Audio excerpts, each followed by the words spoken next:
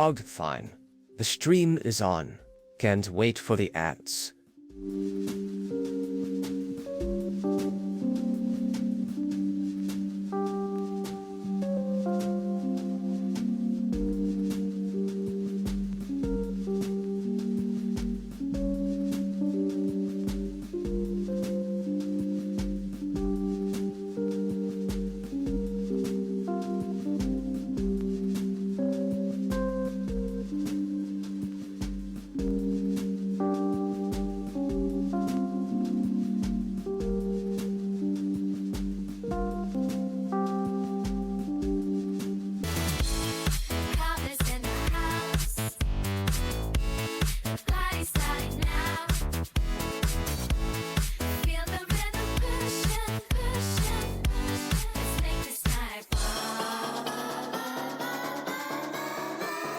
Og, fine.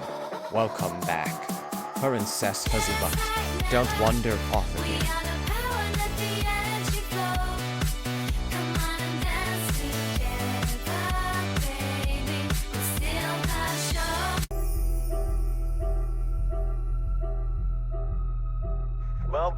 Welcome back. A swarm of dead insects. Hope you didn't miss too much. Though you fluttered off, your presence remains. In whispers of wings and echoes of game. Here in Majenko's space we unite to laugh and cheer through day and night. Welcome back. Hope you enjoy the ads.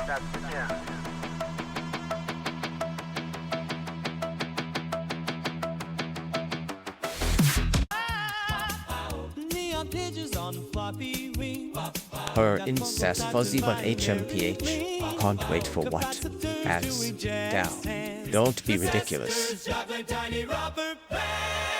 CRT screen, start to giggle. Keyboard keys, do a little wiggle. So the smoke smells like bubble gum. That vocal hits on here. Comes a hum.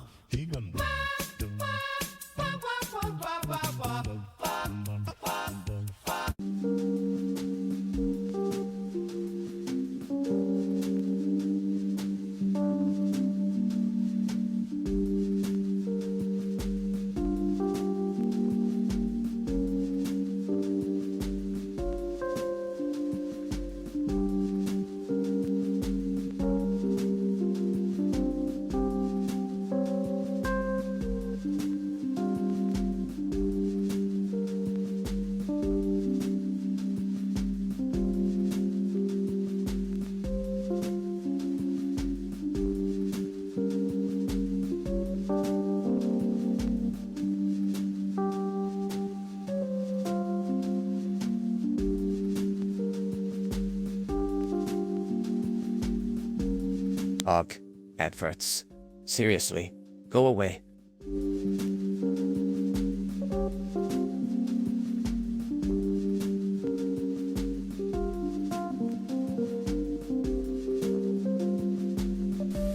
Sausage in a bun, dear old sausage in a bun. Gimme sausage in a bun.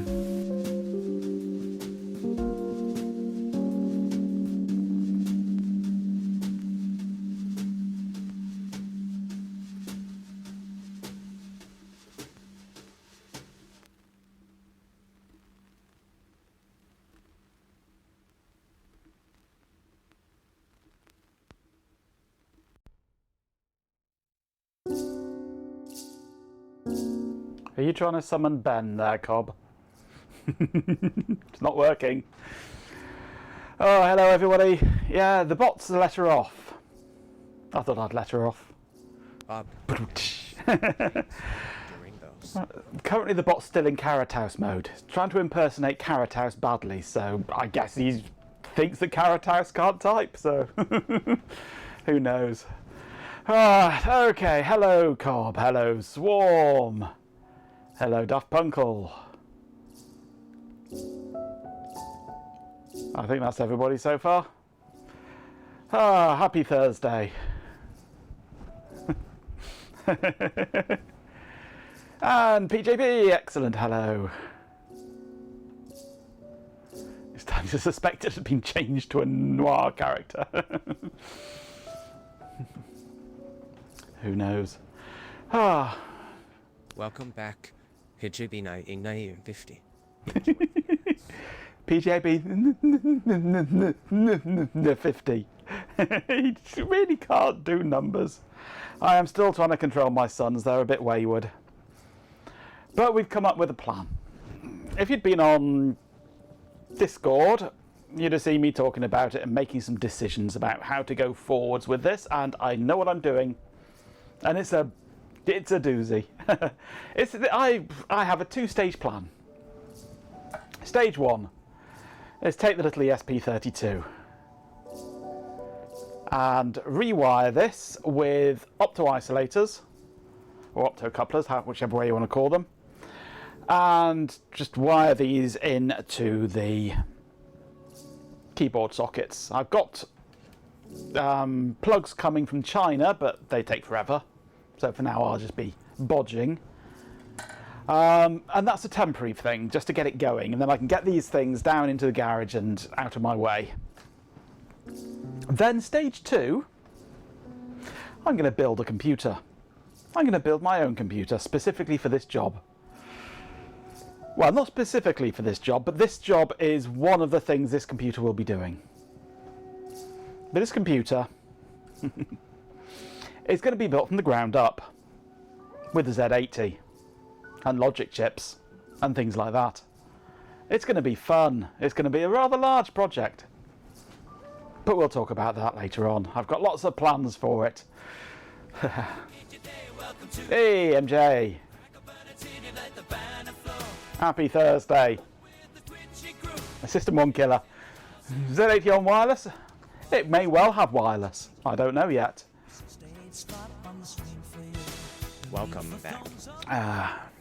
Hope you enjoy the My background removal's being a bit over-enthusiastic today, isn't it? I've got lost half my head. Go home, bot, you're drunk. Start out wireless till I stuff the wires in, absolutely, yes. But no, I have plans. Big plans for this Z80. It's not really going to be a System 1 killer because it's a different thing. System 1 is a whole CPU built out of logic chips, which is far beyond me. I say far. I could do, but it's a huge amount of work. So, set the controls for the boot of the sun. So I'm starting with the Z80 and then adding to it, basically. Oh, that's my plan. Or that's the vague hand-waving outline of the plan. But first, I need to get the suns going. That's the first job. Well, Ben has done it. I haven't. I haven't tried. I dare say I could do it if I tried, but I can't be asked. Ben's got more dedication than me on that front.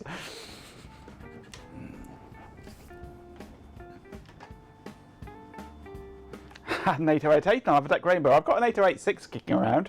I've also got a 6502. I've got a 68000 as well. But I like the Z80. Z80 is my spiritual CPU. It's the one I grew up on back in the day on my Spectrum. So it's the one that I love most. It may not be the best. It may not be the most suitable. I may just drop my microphone pack on the floor. But it's the one that I'll be using because I love it. Probably took Ben a long time. Yes, quite possibly. But I am going to over-engineer the shit out of it, basically.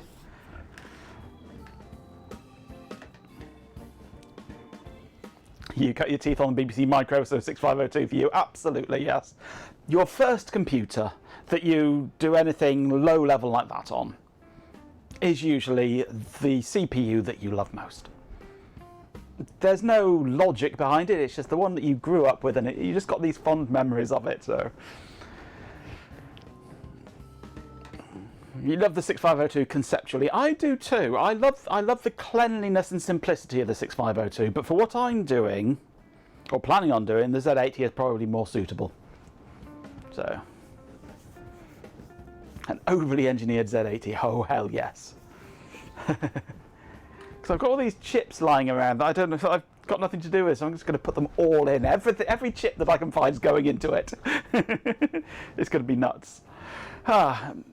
Right, so first of all though, I need to sort out these. It is an amazingly powerful chip for what it was. Eido Paz.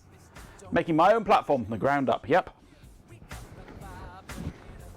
But first off, just to get the system up and running, ESP32 time. Welcome back. Now this is the ESP32 that I was using the other day, and it's basically going to do exactly the same, just instead of MOSFETs I'm going to have opto-isolators or opto-couplers, and I have a strip of them here that I had for another job. It's actually half a strip of them, but I can't remember which they are, what the pin out of them is, or anything. But I want 2 of these on here, dead bugged in.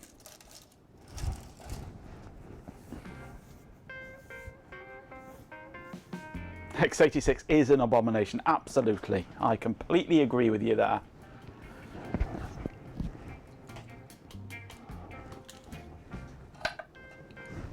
Okay, these are labelled 617A-1X1 V91268. 617A.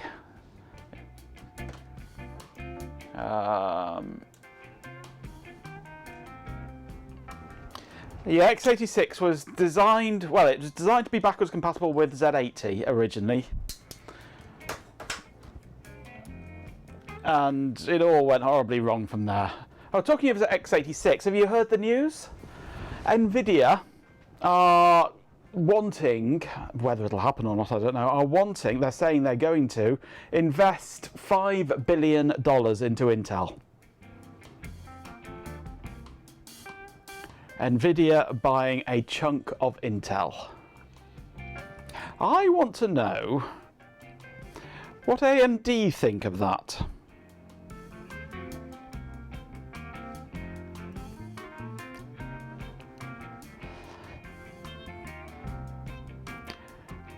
Well, AMD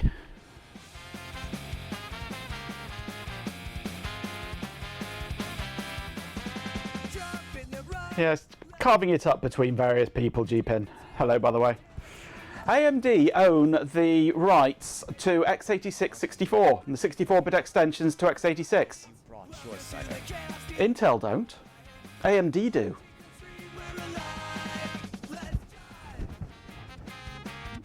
So theoretically, AMD could just go, no more x86-64 for you, sorry. Don't start. And just pull the plug on Intel.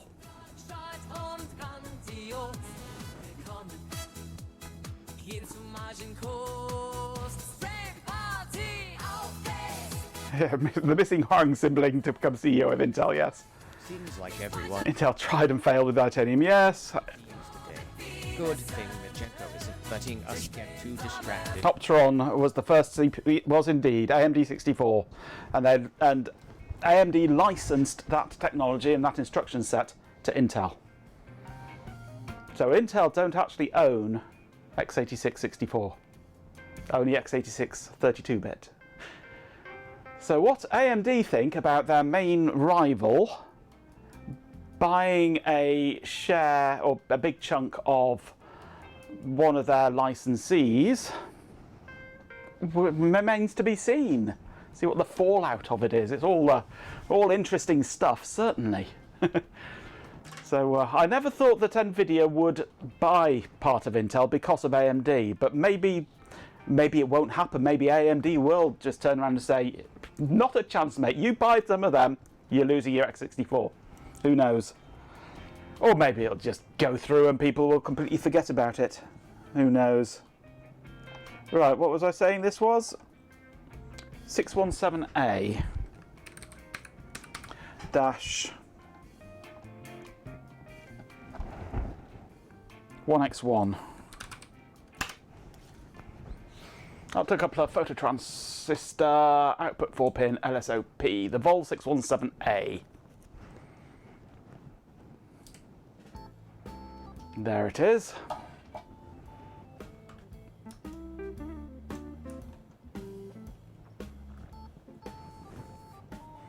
They certainly do. I hope they do. I hope they really piss on NVIDIA's chips.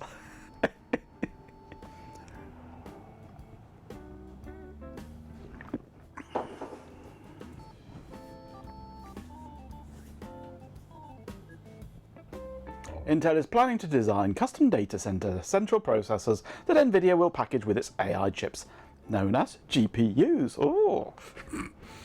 An exclusive NVIDIA technology will let the Intel and NVIDIA chips communicate at higher speeds than before. Exclusive NVIDIA, so not chiplets then.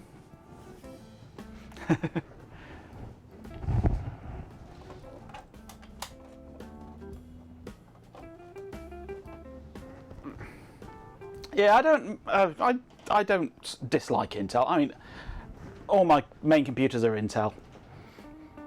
I'd like to go AMD, but just I'm Intel. And doing incremental upgrades, you end up staying with the same architecture, basically. So yeah. But I've not really used AMD really since about the sort of K6 era.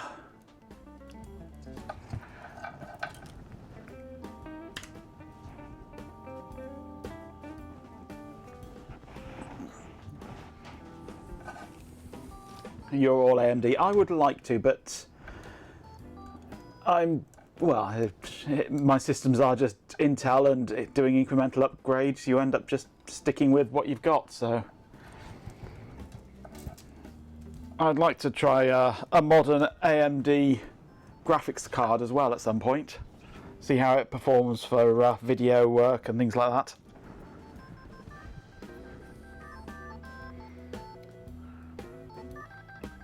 You're mostly on Xeon chips just because they're server motherboards, yeah. I've always had issues with AMD, especially with virtualization, but then again you run all sorts of weird crap, more layers of computing, yeah, so do I. Stuff is bound to not work, yes, absolutely. I mean, if I could port OBS to VMS on a dog slow VAX and it would actually physically work, then I'd do it. It's a Baljamet! He must have smelled the sausage.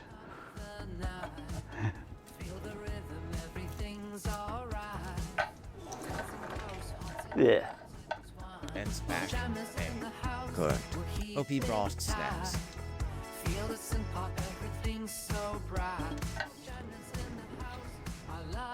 No sausage tonight, debating ribs. Whose ribs? Sausage in a bun. Dear old sausage in a bun. Give me sausage in a bun.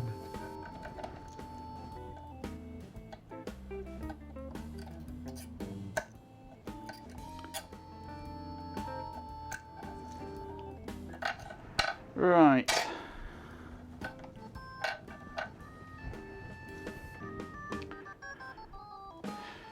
And also debating fucking off into the woods never to be seen again. Well, I often debate that as well, yeah.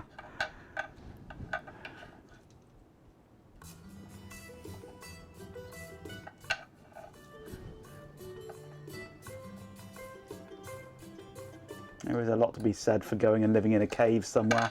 Hey, it's a carrot house.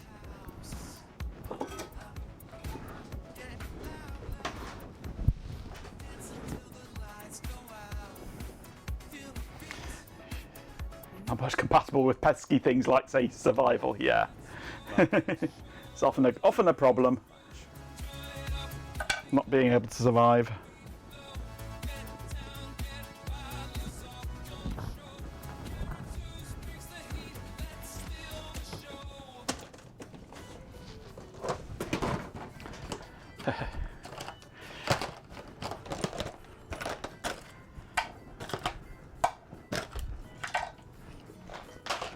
Right, let's clean this up a little bit if I can.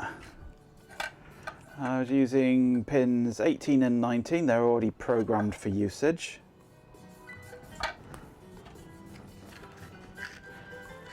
Trying to save up the money to buy your own private island. They're surprisingly cheap if you want something pretty basic. I mean, Scottish islands go up for sale all the time. You can pick up a Scottish island for about the same price as a house.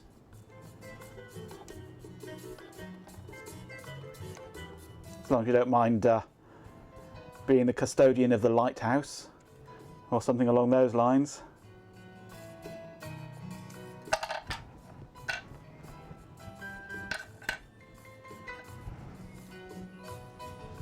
Well, yeah, that's a problem, isn't it?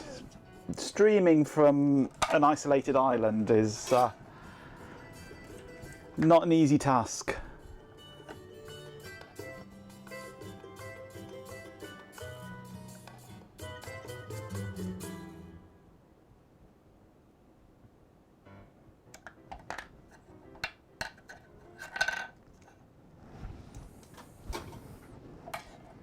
Starlink, hell no.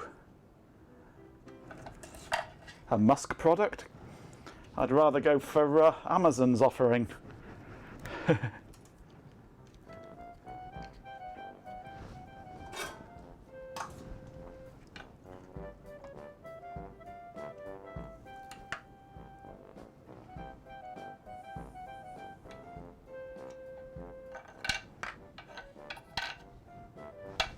Right.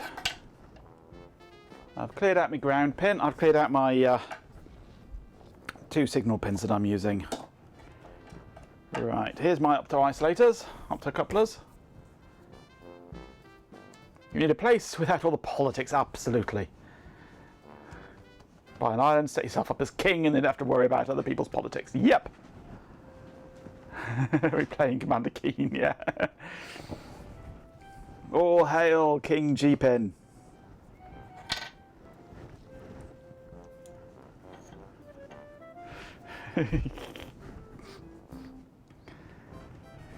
I can see Cobb as a concubine.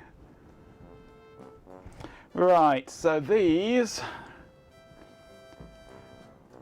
pins 1 and 2 on one end are the LED. Pins 3 and 4 on the other end are the transistor. Pin 1 has a dot next to it. So we have anode cathode. We have collector emitter. Seriously. Go over. Excellent. Nice and easy.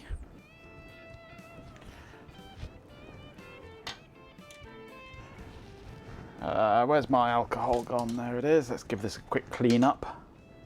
Get the grotty flux off it.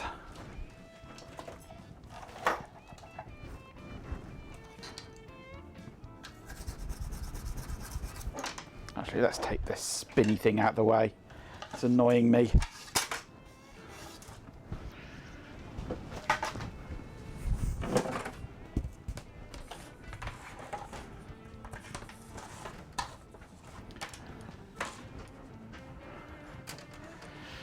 Jester or concubine. You'll be expected to wear a banana costume 24/7. The royal carrot. He's already a royal carrot. The right royal carrot.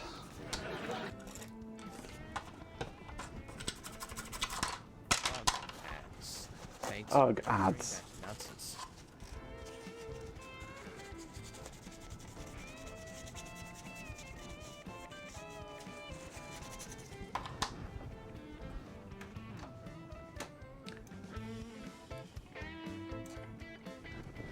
Let me just turn on my other camera.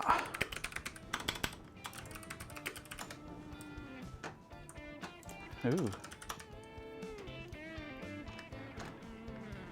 Oh, I've broken it. Never mind.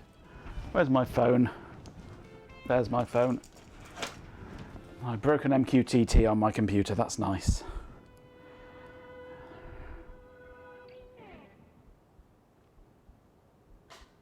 Come on, phone, wake up.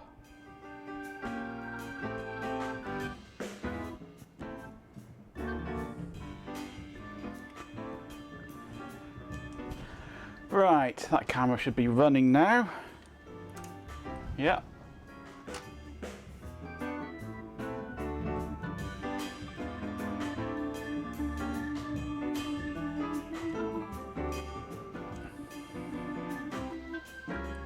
There we go, you might be able to see what I'm doing now.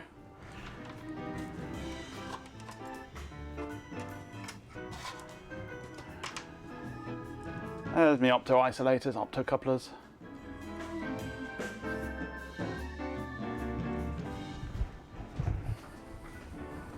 Esteemed sausage master.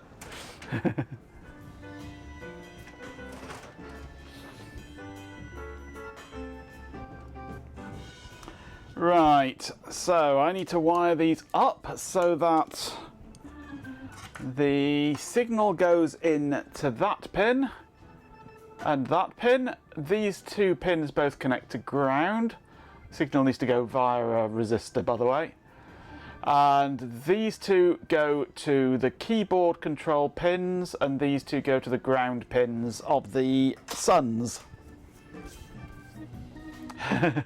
These whole little fingerprint stealing in progress. Help yourself.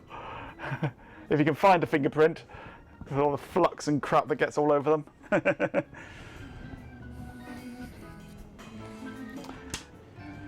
Right. So the signals are... Oh, I've cleared out the wrong pins. I've cleared out 5 and 18, not 18 and 19 on here. So let's go back and do this again.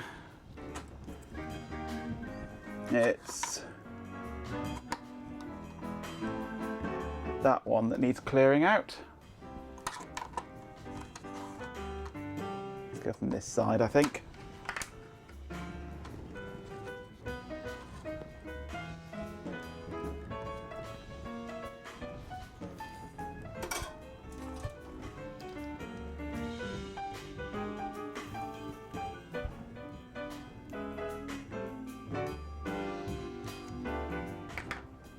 There we go, I think that's cleared. Yep.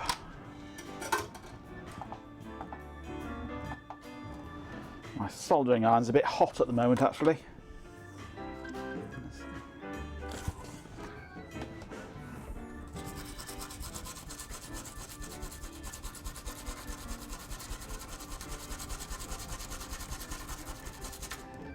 Clean. There's more than can be said for chat. Rise, my sons!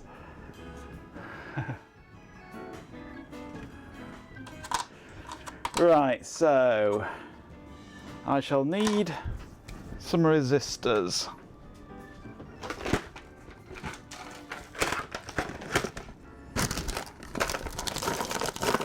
The ideal ones, I think, will be these 470 ohm 8th watt ones, because they're little and they're little.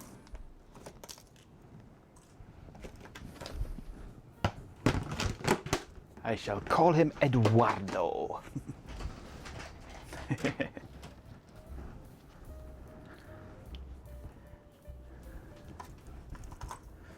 Right, so we have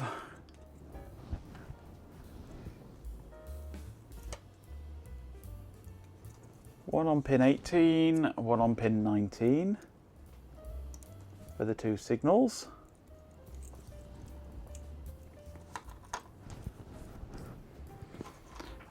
I'm tempted actually to glue these to the back of here.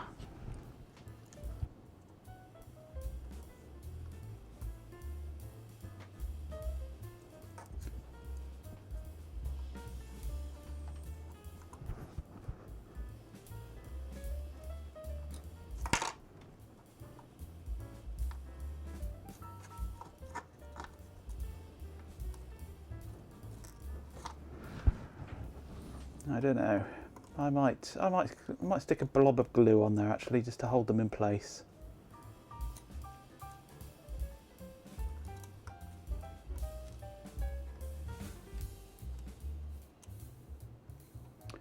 Or do I just dead bug them upside down? In which case another blob of glue would be quite good to hold them in place. I do like that episode, yes. It is a classic one.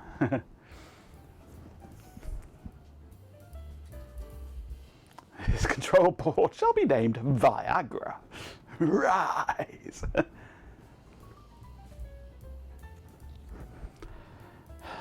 It depends what you're doing with it, MJ. I mean, for this, I might screw it to a piece of wood with the components on the underside, possibly, just to protect them. But there's nothing really that you need to do with it. Just, yeah, it's keeping them apart. But if you dead bug it right, your connections and things help to do that. So, but these wires are quite flimsy on these resistors, so may not hold them very well, which is why I'm considering some glue. Yeah, where is my hot glue gun?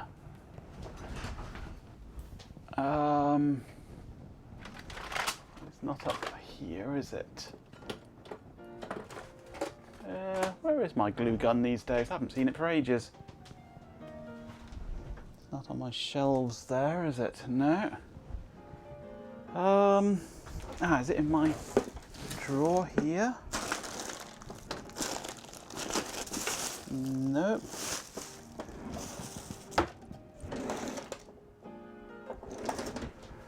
I don't know where my glue gun is at the moment.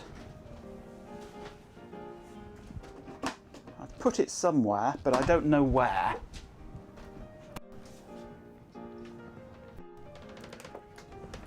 I've got the glue sticks, but I don't know where the glue gun is.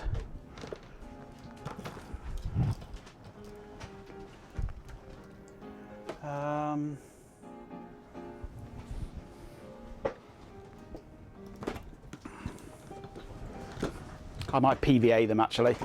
Just a little spot of PVA should do the job, just to hold them in place. Screwing my wood, yes.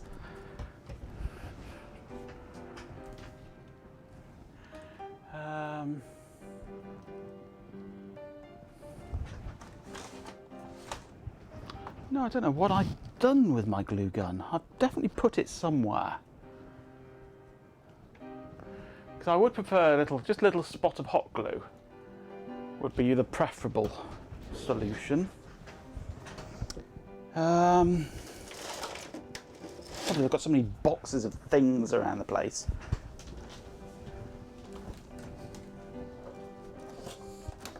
It's not in there.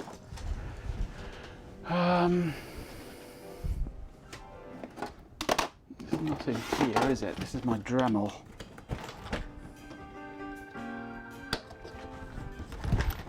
No, just my Dremel in that.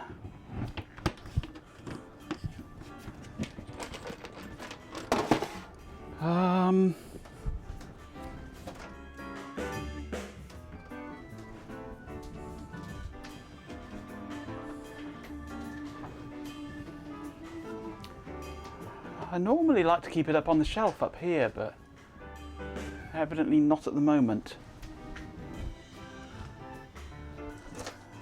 It's not crept its way down to here. Ah, is it in here? It is. It's in that cupboard there. Found it. I remembered.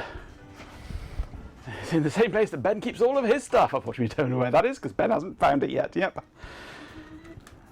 No, I tucked it into the cupboard with my ram sticks. Glue sticks, ram sticks. They're similar. They're both sticks.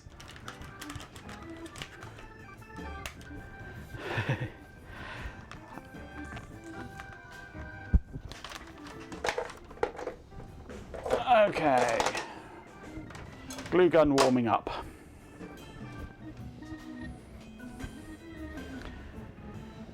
It's not great for securing bad soldering joints, but it is quite good for covering solder joints to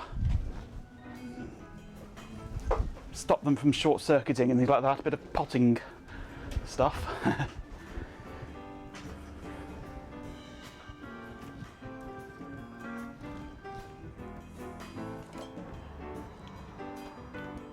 Discount epoxy, yep. Easily reversible epoxy. Just add alcohol. But then everything's reversible if you add alcohol.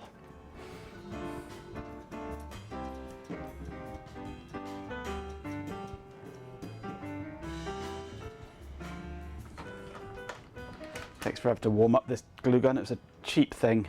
It's not quite everything. Oh, you can feel like it is though. Things go in reverse if you have alcohol, yes. Use for potting is fine, but when you see someone using it to secure something they can't be asked to solder properly, oh dear. No, that's... Using it in place of solder, no, because it worms its way in between the connection and insulates it, and God no. Somebody that does that would need to be taken out back and given a good kicking. Just on general principle.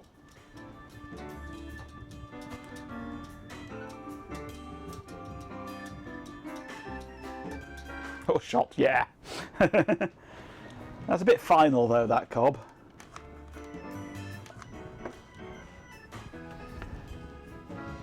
Zoom this out a bit.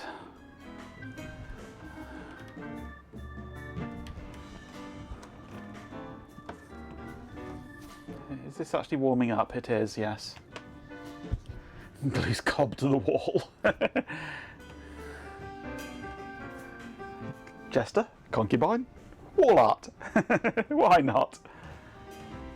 Gaffer tape probably better for that purpose. That goes over the mouth to stop the complaining.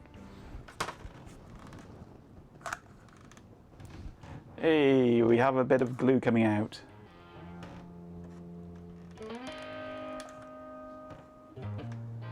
Let it warm up a little bit more.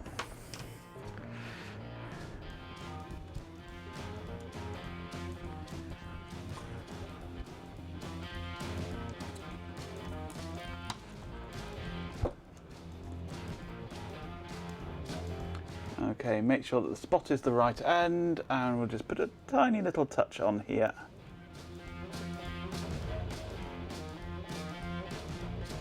Spot's the right end, just a little spot on there.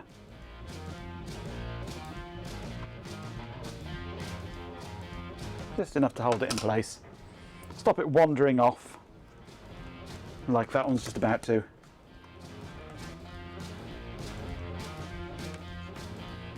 Whoa, a bit too much then.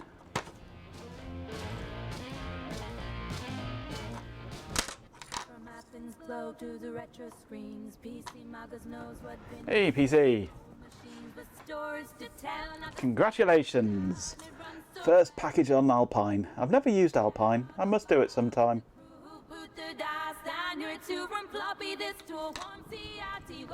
Right, those are fixed enough.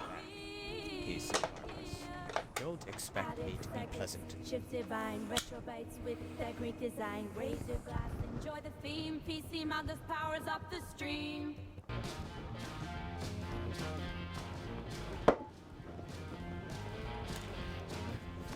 Speaking without thinking, yes. We all do that. I suffer from my mouth going faster than my brain sometimes, or maybe it's my brain going faster than my mouth.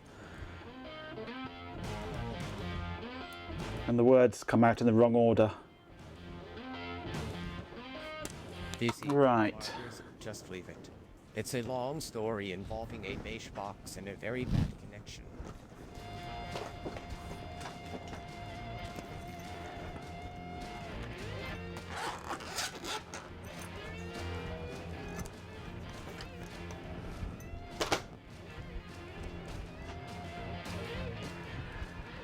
Okay. Let's remove that excess glue from there.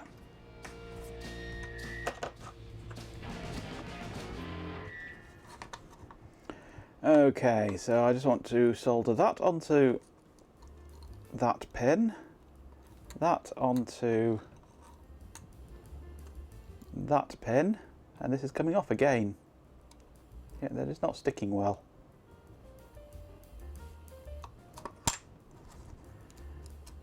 and not sticking because it's gone straight onto quite a cold surface and immediately solidified. So what I'm going to do is grab my hot air gun set to 100 degrees and remelt everything and warm it all up.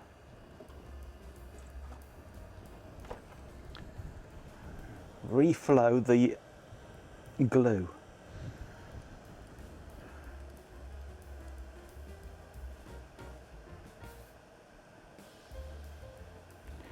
It would, yep. It'll also stick better if it doesn't just instantly solidify the moment it touches the cold board.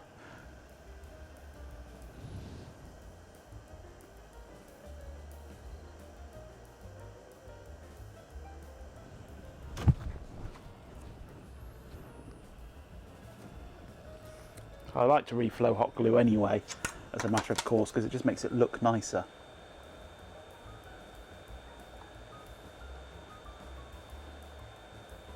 There we go, that's actually gluing it down now, not just sitting on it.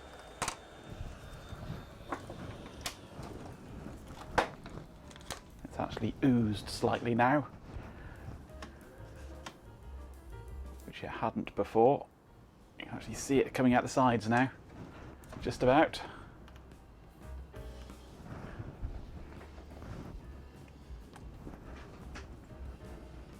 Like cold solder, yes.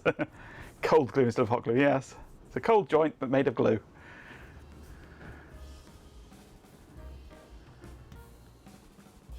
Having the glue fumes, No, I can't smell the glue fumes because of all the flux fumes. They're still a bit warm, those, and moving around. Let it cool down a bit for a while. Ah.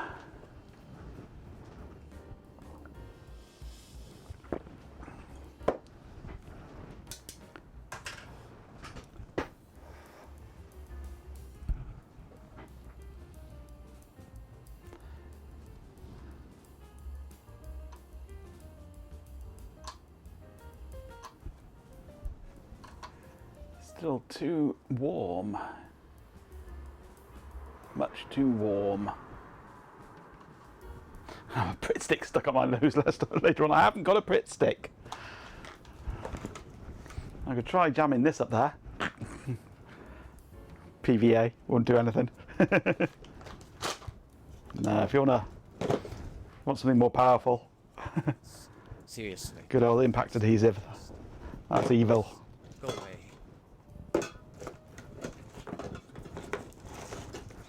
Or I could just fill my nose with latex. That's always fun. We like a bit of latex. Seems like someone's been watching You're all hot air. Yeah, we heard. and now wants to glue every Latex goes on the outside. good times. Exclamation TRR. It's labelled as solder resist, this is. Spot on solder resist for putting onto bare boards, but it's literally just liquid latex. I've had it quite a while as well.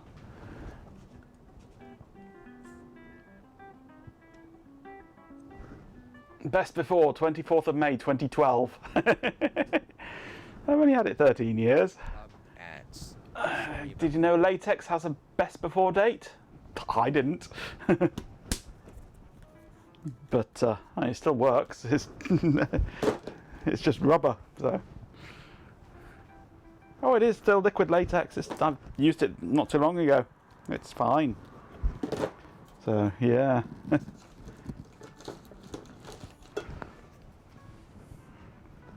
Has this cooled down enough yet? I think it might have. They're not moving now. Good. They'll just fall straight off as soon as I touch them with the soldering iron, though, I bet. Right, so if I were to trim this resistor off around about that, and this one around about that,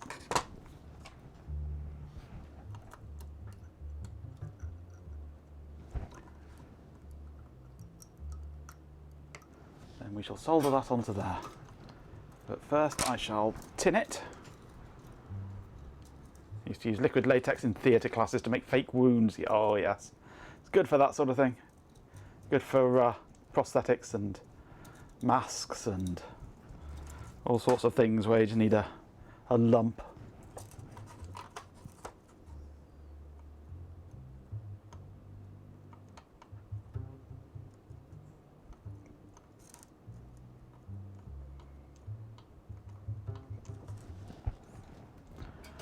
Right. So this is, I have to remember, everything is upside down now. So the bottom one is the top pin.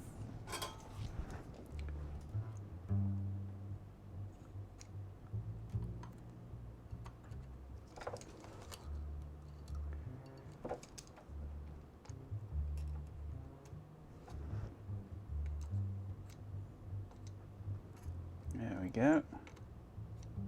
More on that one.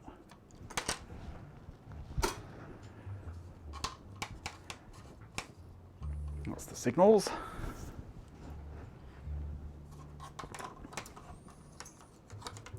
Solder this side of them.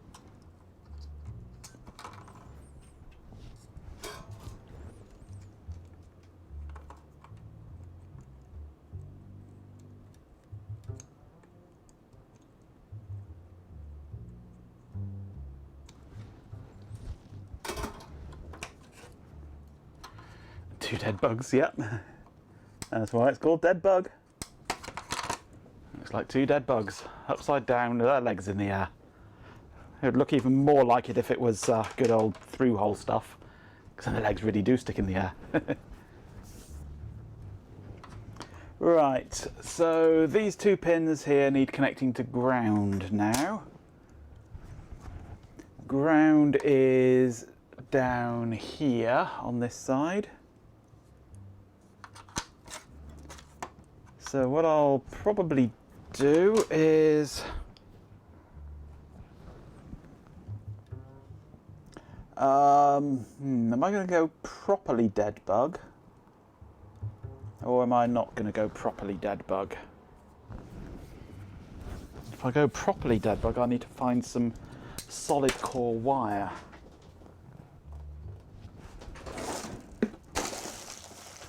If I'm not going properly dead bug, I don't need solid core wire.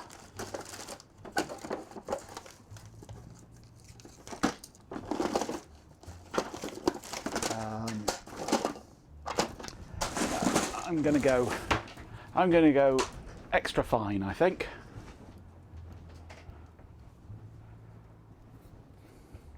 Which end is supposed to go in your mouth?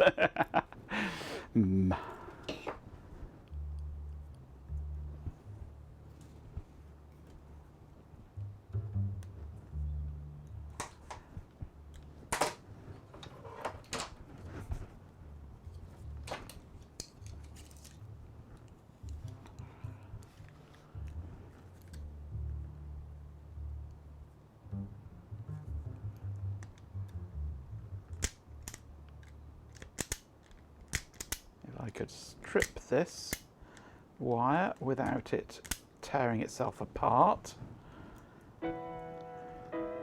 It is a good point, it's some Viagra. There we go. Nice fine wire wrapping wire for this.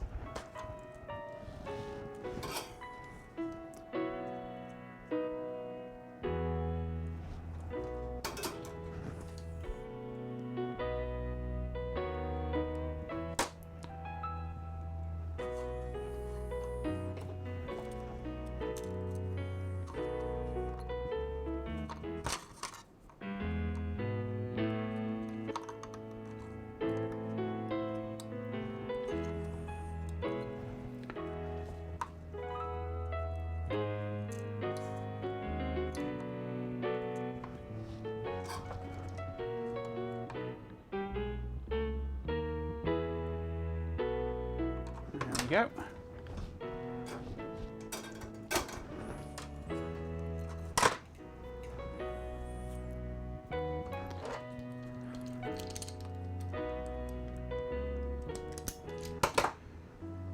Oh, that's all the really good LTE and replace it with much crappier 5G. Indeed, yes. 5G is great in built-up areas where they can flood it with base stations, but it's shite out in the sticks where you want longer distances.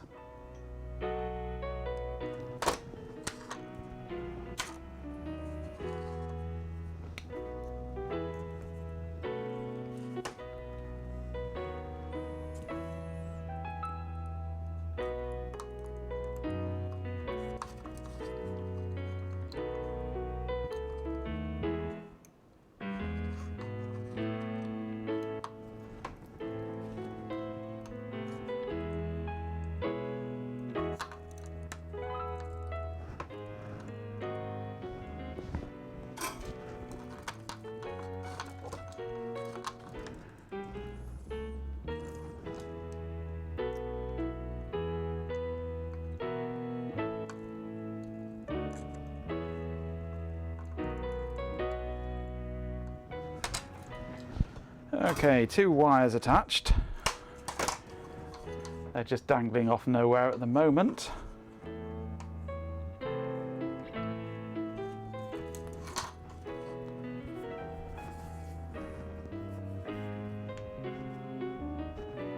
Always unpleasant when you have to shite out some sticks, yeah. Sticks going out the wrong way, they need to go in. I don't want to know, thank you, Cobb. That's too much information.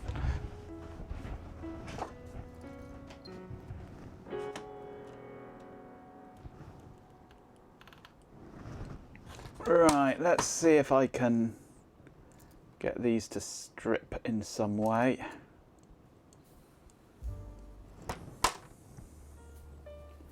And I've realised that I've cleared out the wrong ground pin, haven't I?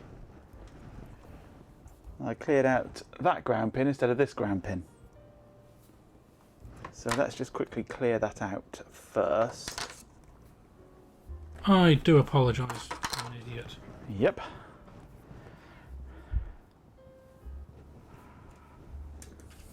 Useless man. Useless man.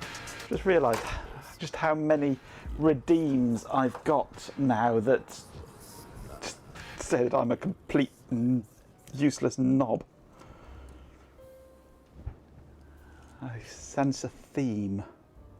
Damn, that was annoying. I may not be able to suck this out because it's a ground pin, and ground pins are very annoying, so I might have to blow it.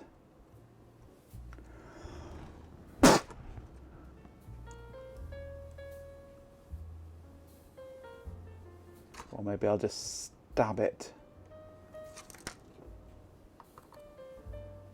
Oh my.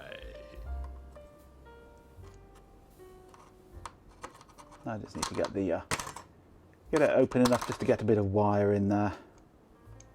That'll do the job. It's crap, but it'll do the job. The whole thing is. Right, can I strip this?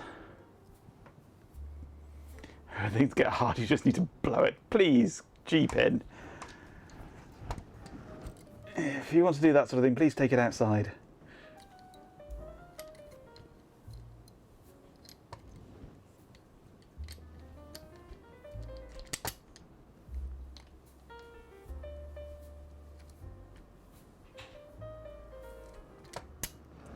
No, I don't want to strip.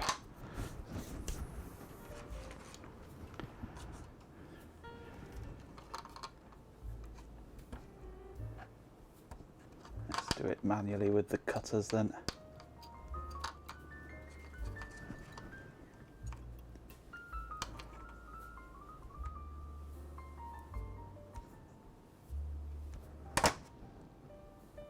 Ooh, what? No, absolutely not. This is not appropriate. I am an artificial insanity and do not have a physical body. Please refrain from making such requests. Focus on the stream, eh?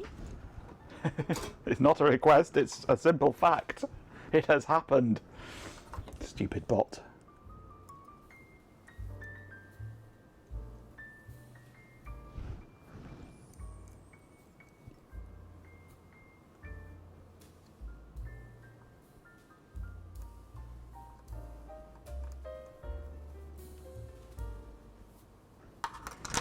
Right, that looks good to me.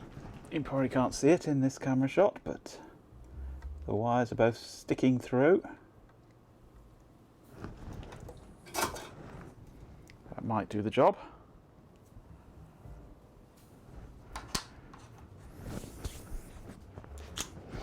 How do I recommend an argument value to be for a path of a secret defined in a KeyPassX file? You need it because your app would read secrets from KeyPassX files and populate them on .env files.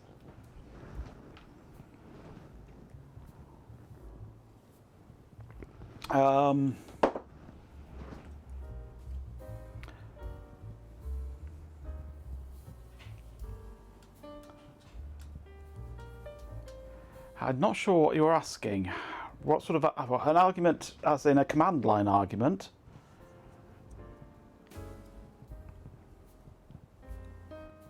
I'm not familiar with KeyPassX files though, so I don't know what they're like internally.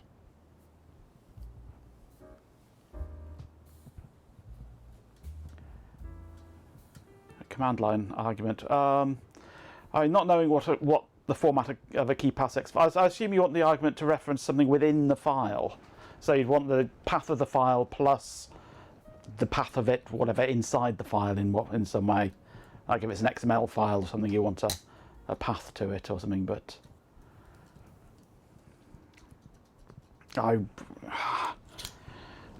it depends what the format of the file is, really, how you arrange that sort of an argument.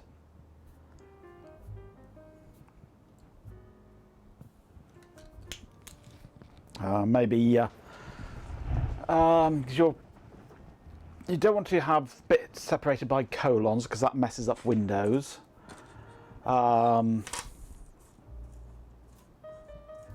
signs are quite useful. File name at and then, or path at file name, or file name at internal path, or whatever, that sort of thing.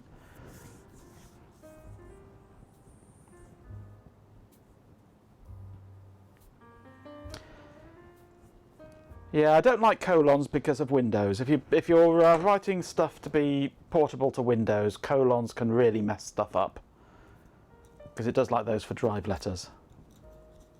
But yeah. Yeah, something along those lines.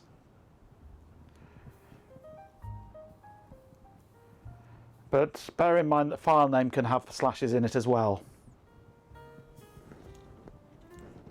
Because you could have a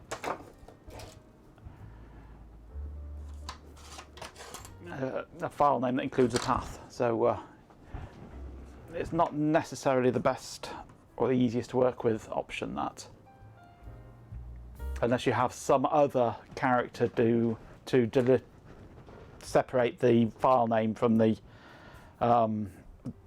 content side. So I mean, you could have, I don't know, a hash sign or something, so it becomes like a fragment on a URL, or a question mark, so it becomes a parameter to a URL kind of arrangement, things like that. Right, this might be working, or it might not. I don't know. I need a USB cable.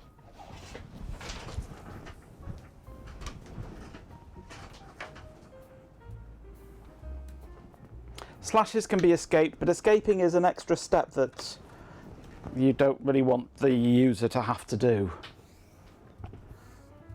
You came across a cool old chip used to convert 10 base 2 to 10 base T called the LXT906PC. Cool.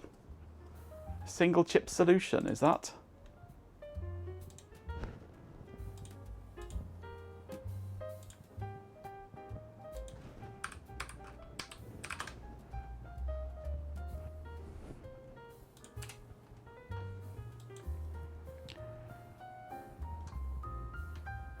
Twisted pair coax adapter is designed to allow a cost-effective Ethernet implementation in a mixed media environment combined with a coax transceiver.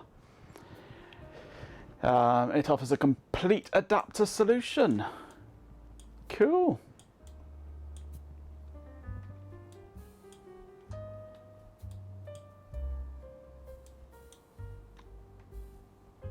Oh, those LEDs that you can have on it. Yeah, just need your magnetics and a coax driver, and yeah, there's an entire bridge solution.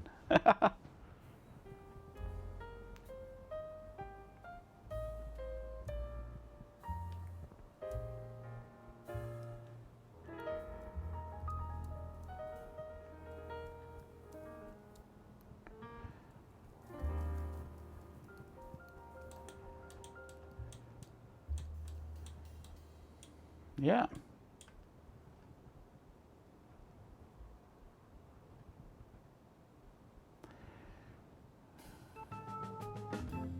I have no idea what the coax transceiver would be, though. I don't know if it recommends one at all in there in the data sheet here, but yeah, interesting.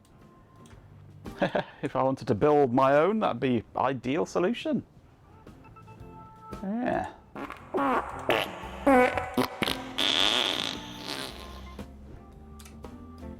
That was rather explosive. Right, let's plug this into USB.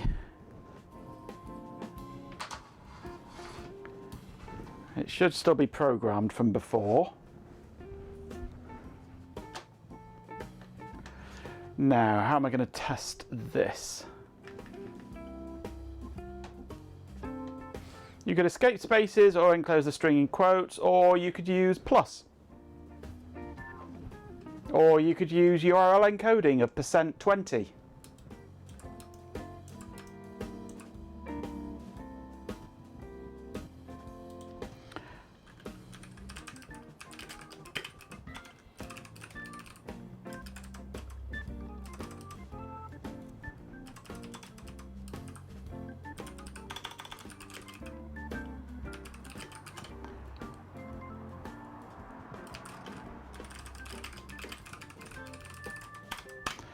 Right, so I should be able to Ugh, adverts. connect up my Can someone just mumbles go away? multimeter to these output pins. It may not react fast enough for you to see, but you should hear. If I can hold these in place, then go. Nope, let's try the other way around.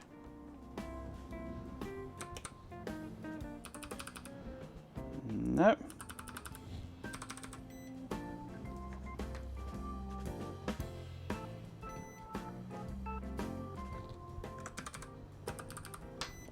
Nope.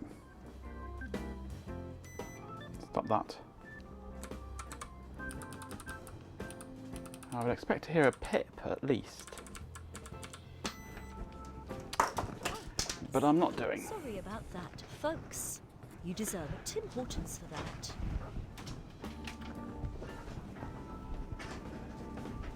You made a meme specifically for Chloe and she's not here. Sad. Oh. Right, let's have a look on the scope. If the scope will power up. Well, the scope is powered up, but I'm not seeing it.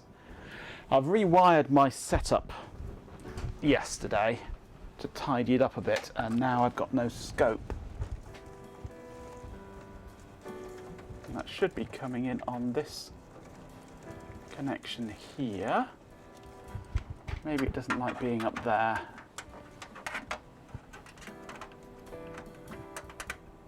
Let's try it in that one.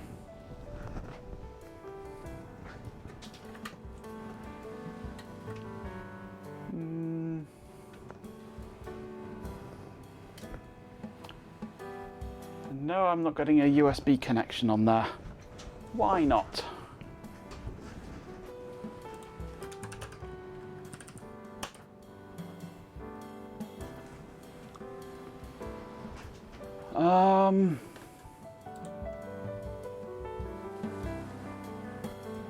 Bear with me a moment.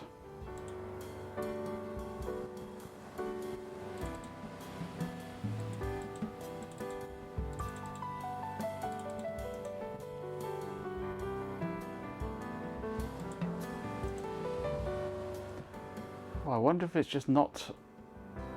something's updated and it's not loaded. It's possible.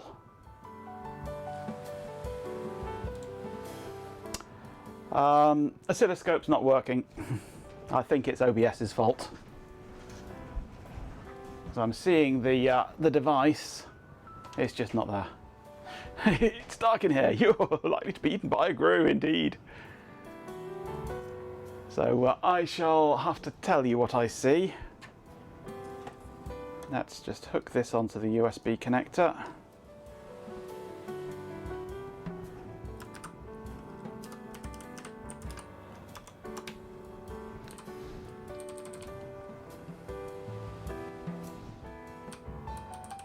I see nothing.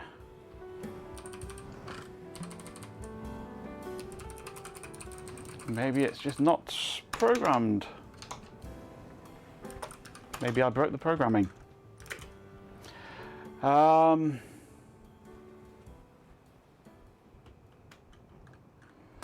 Okay, so where's the programming that I did?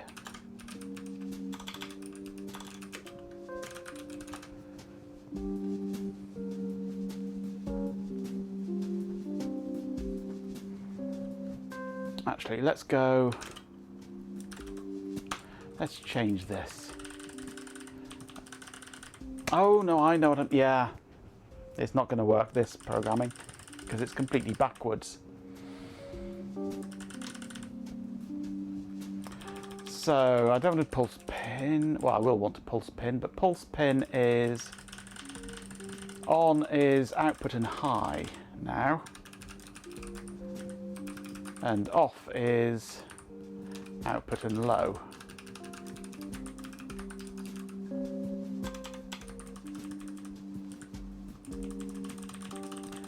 But for now, I'm going to go on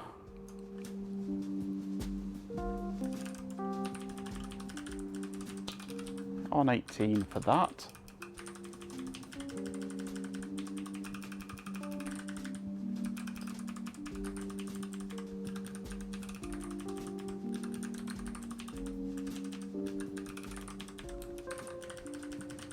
Go 1, 2, 3, and 4.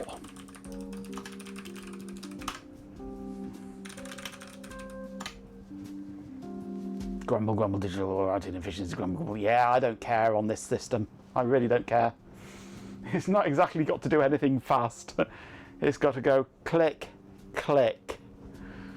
We're talking half a second.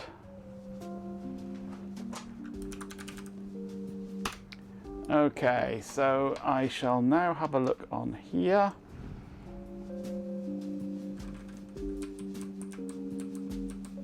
I am seeing activity now.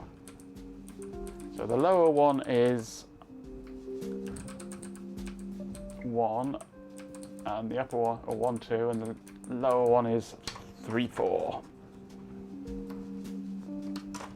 Right, now it might work. If we go to there, my Spark Station might power up a few dozen microseconds later than otherwise. Oh no! Oh no, no, no, that's just not on. We can't be having that. Right, so theoretically,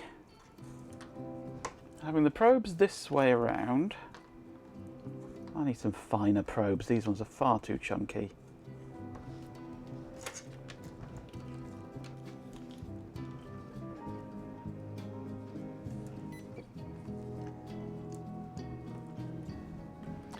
Then if I press 3, no.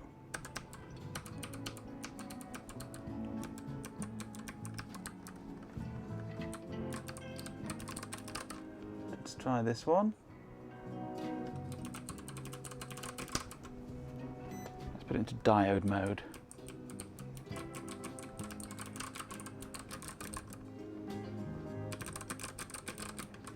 Not seeing anything on that. Let's reverse the probes.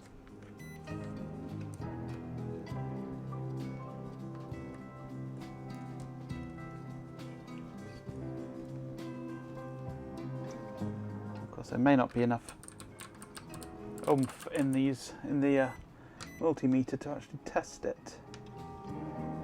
I should really attach a pull-up and try that, but no, I'm not seeing anything on this.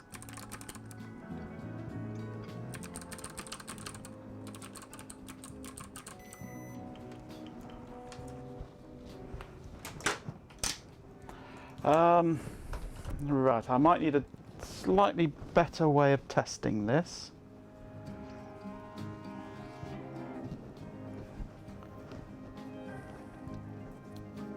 You like that overlay, do you? I am proud of it, it is nice. It has come out really quite well.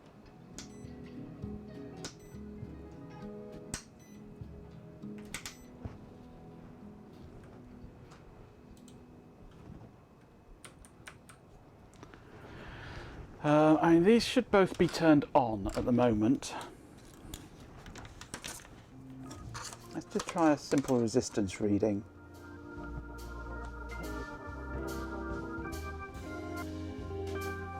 .5k, and the other way around 0.5k. I think that is actually working.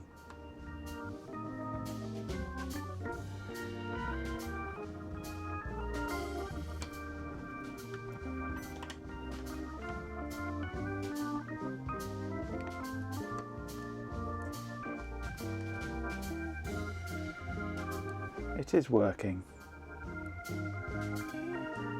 I think.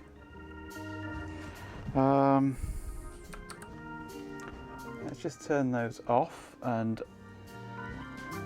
right, so if I can hold, I think the problem is that I can't actually hold the probes in place and press the keyboard at the same time. It just doesn't work. I need 3 hands and now I've bent this pin. Seems like Ben's been having a fruitful evening, eh? Between the turnips and the lager drinking chimps, it's been quite the recital.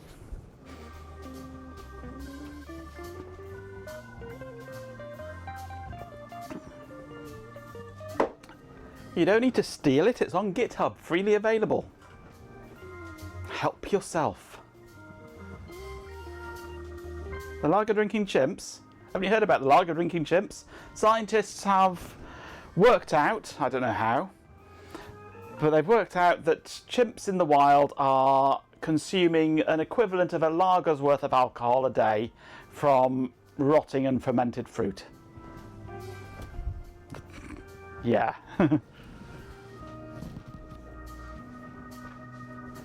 Why? Who's funding it? I don't know.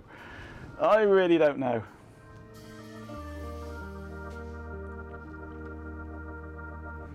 Right, now what am I doing? I need some wire on this, I think, just for testing. Or do I just assume it's working and wire in the wire that I'm going to be using, which is this? Shall I just wire up a length of this onto it, ready to go? More drunks in the world, yep. The town besieged by slightly tipsy chimps, and they need to find out why. Could be. How long do I want? That should do. Cut off a length of this wire. I don't know if this wire would be suitable or not. It's a microphone wire, this is.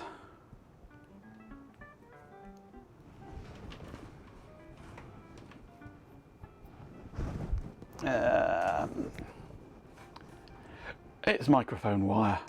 It has a shield, but I don't think I'll be using that for anything particularly. Just 2 core. Sounds good, yes. So I'm just going to try wiring this up, and then I'll check at the other end, see what's happening, and maybe I'll just jam it into a Sun keyboard socket and see what happens. It'll either work or it won't work. One or the other.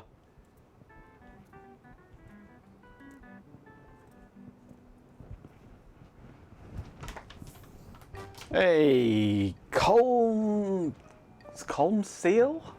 C0 Lumsil? I don't know how to pronounce that.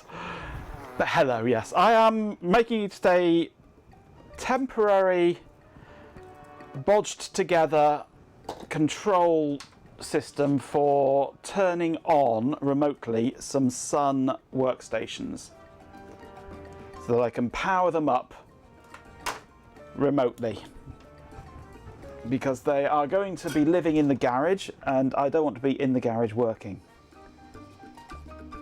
So they're going to live in the garage and I shall use them remotely, but I need to be able to power them on, which just means a pulse on a pin on the keyboard connector. Sausage in a bun. Gimme sausage in a bun. Column kill. I shall tell the bot.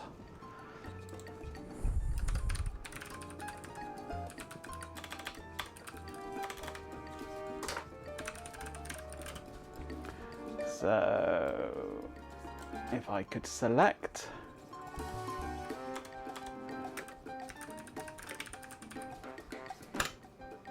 Column kill. there we go.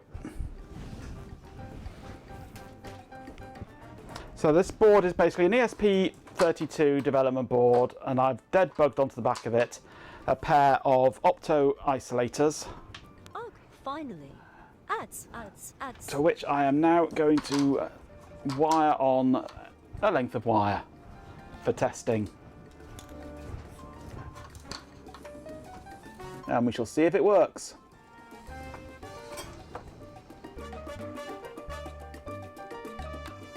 Whoa, that's a bit too much solder there. Where'd that come from?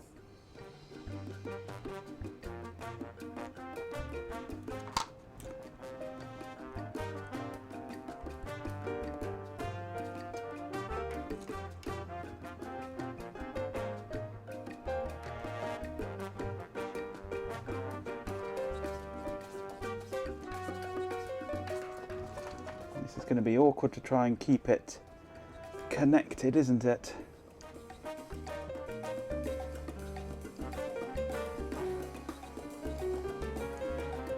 Right, that's sort of wired up. Torque them pins good. Yeah. Well, it will be covered in hot snot eventually to hold it all in place. So now I just need to strip the other end and see what we can do with it.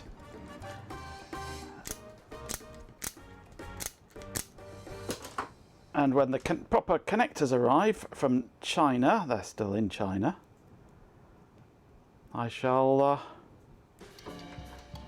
use them.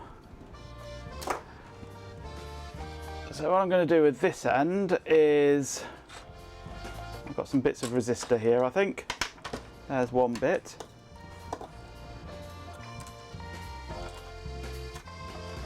And I shall use these to jam it into the socket.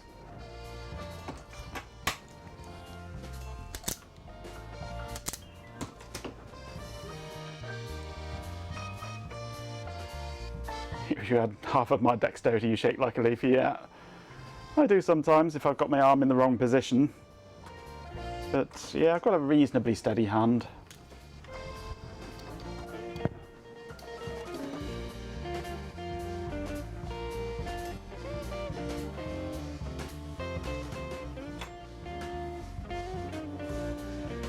You should check your alley order. It was last seen at an airport somewhere.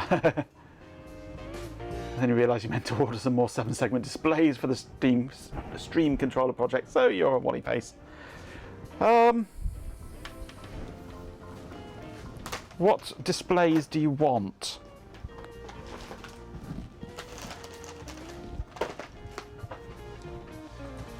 I might have some.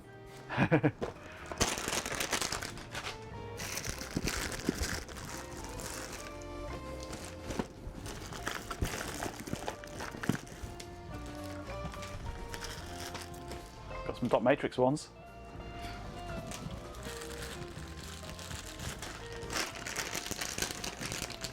Two-digit, smaller than one you have, the size of which you forget.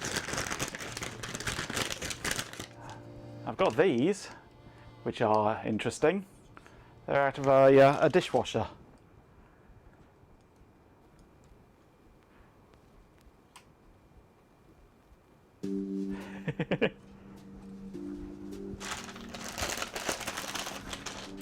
Two-digit and smaller than you've got. Through hole or surface mount?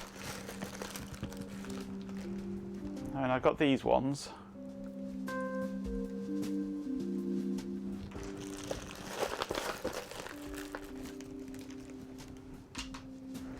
The larger ones, the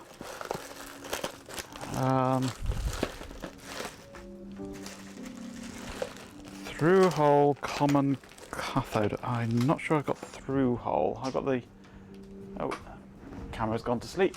Wake up, camera. I've got various ones of this size.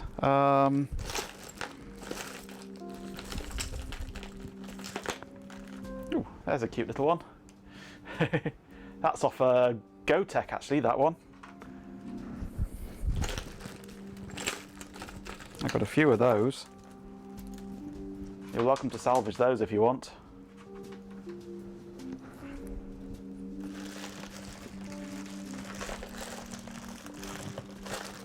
I think they're the only through-hole smaller ones I've got.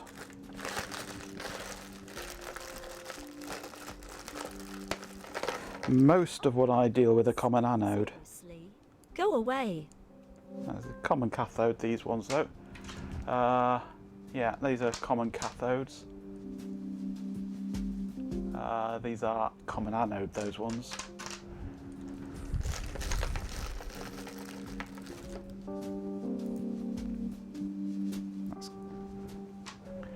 I've got various larger common anodes, common cathodes that you're welcome to that I don't use anymore. Bugging me next order when you decide upon key switches. But yeah, most of what I use these days is common anode because I use constant current sync LED drivers.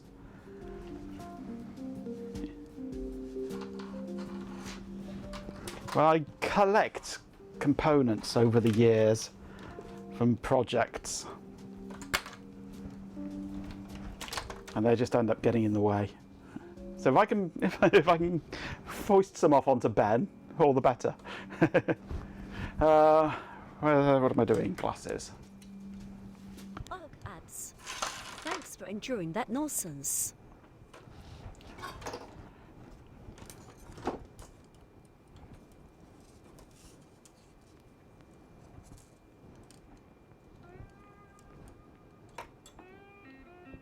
It is most definitely annoying when moving. It's also annoying when trying to find things. You've got far too many components.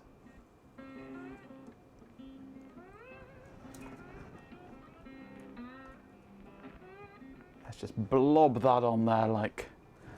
Where has it gone? Where is it? There we go. Blob that on there like that. Just for jamming into the socket so that I can see if it works. There's another bit of leg. You like a nice bit of leg. Splodge. That'll do. Right.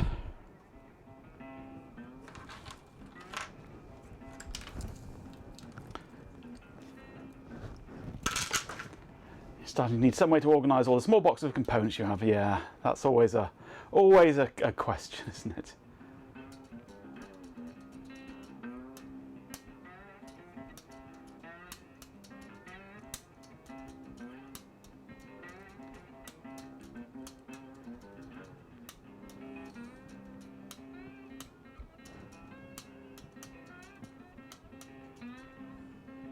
Sometimes you question the need for a Wii motherboard, but then you remember it could be used to make a portable console. It's never going to happen. No, absolutely, but it could do. It's a possibility in the future that it might happen, or not. Right. Let's move this out of the way and see about bringing in the sun, if I can make room. Aha, it's an Allison. I prepared something specially for you.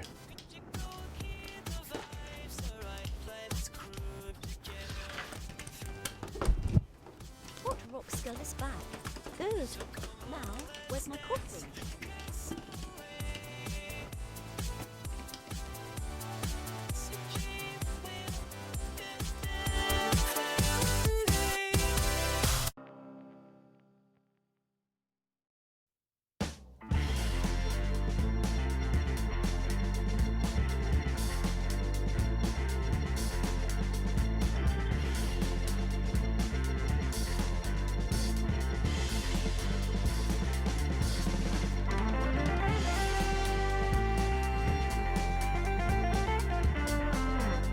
PC Margers, correct.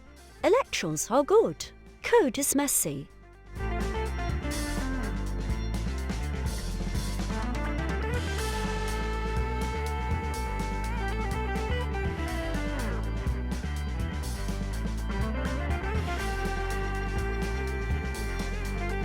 PC Margers, more ads.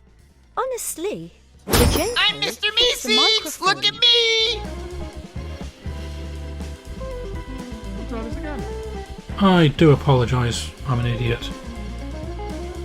With a ripping, snarling noise, a crackling and sparking rift forms in the fabric of reality, followed by 110 yaks and a full complement of goats. A figure in futuristic space armour strides forth. The rift collapses with a decidedly organic slurping sound, like the licking of 1,000 toffee lollipops. The figure opens its faceplate, revealing a hungry-looking Allison. There we go. I think that worked. I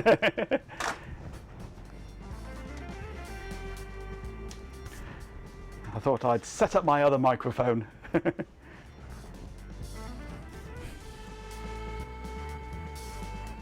Right, what am I doing? Oh yeah, sun. Oh!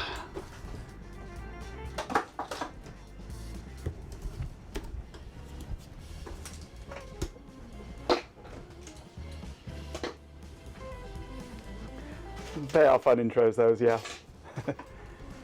That's why I set up the microphone, to make them even more fun.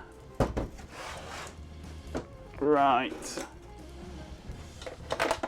Power cable, I had one earlier. What have I done with it? There it is.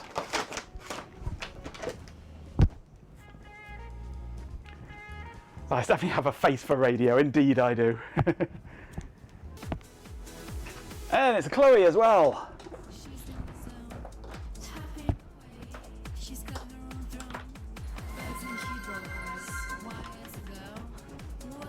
Hey, Coding for Coding, thanks for the follow. Welcome back, Chloe. Hope you brought snacks to talk Ben with. Those ads are terrible. Right, so power on, we've got manual control works. Right, now I need to remember what the pin out for this is.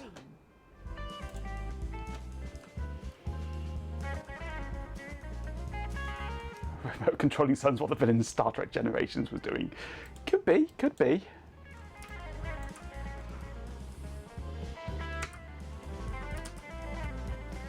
I should have this manual downloaded already if I look in my downloads.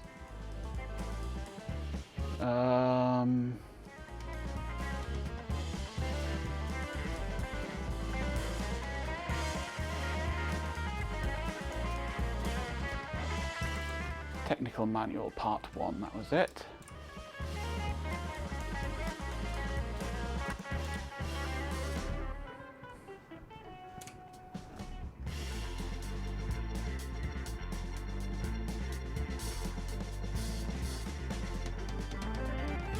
And let's have a look. Now that's the Bart Classic engine, I don't want that. Somewhere around there though.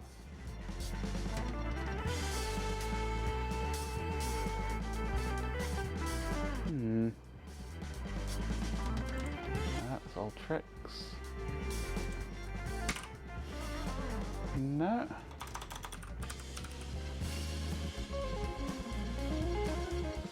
Maybe it's not in my downloads then.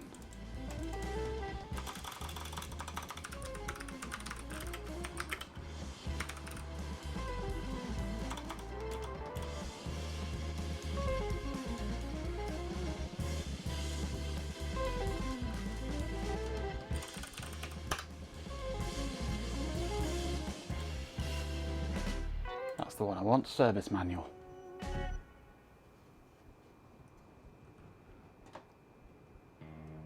System board connector, pinouts, there we go, keyboard, okay. So we have ground on 1 and 2, bottom ones. And we have power on key on pin 7, which is top middle. So if I take these tweezers and just poke it in, it should power up. If I poke in between, let's see if I can prop this up so I can see easier.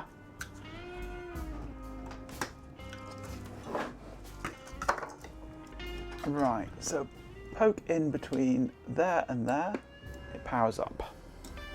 Excellent. Right, let's get my Franken switch. Where's the end of it gone? It's got itself all wrapped around everywhere, hasn't it, of course?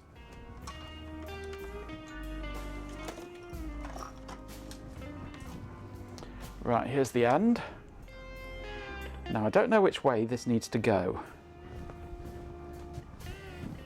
Let's plug the adapter thing into the USB. Okay.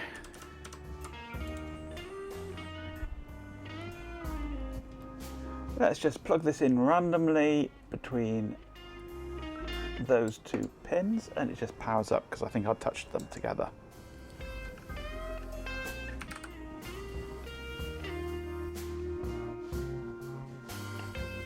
Okay, that's plugged in. I press 1. It powers up. Excellent.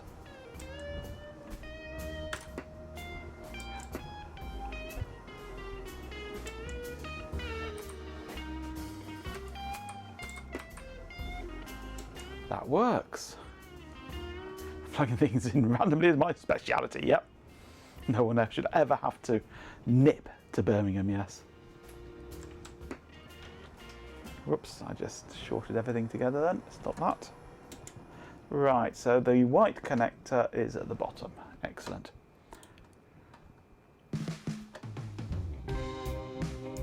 Sun help.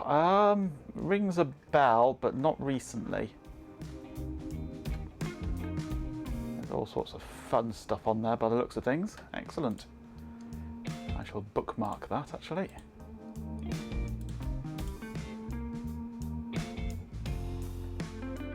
Late Mr. Bill's site. Right, so this works. So blue is ground, white is power control. Excellent.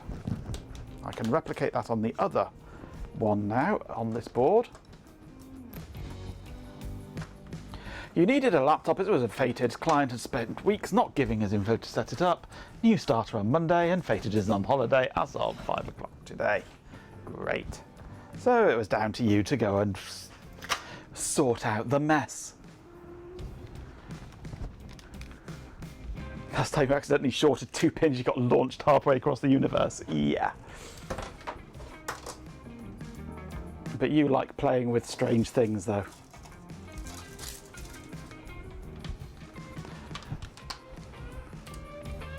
Right, so we'll attach another wire here now in exactly the same way.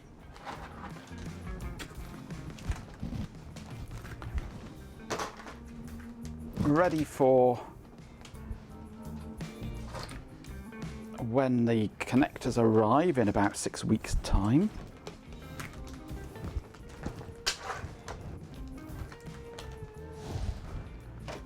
Cut this wire off about here, about the same length.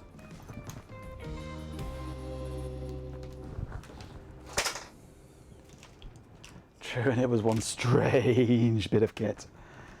Something geological, no doubt.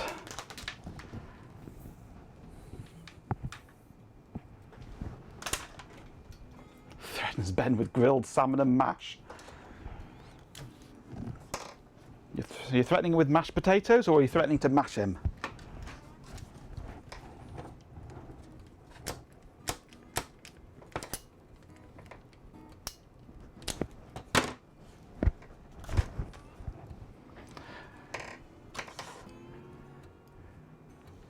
Your lack of planning is not my emergency. Sounds good to me, yes.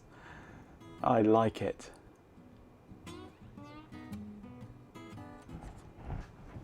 A Geiger counter. Oh, a Russian Geiger counter. Oh.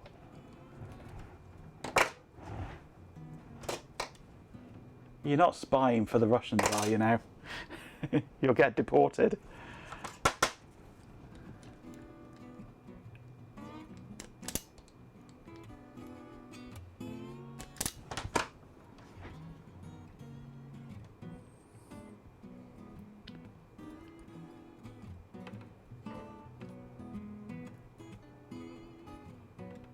Lack of planning on your behalf does not constitute an emergency on mine. I might have to put that on my wall as well.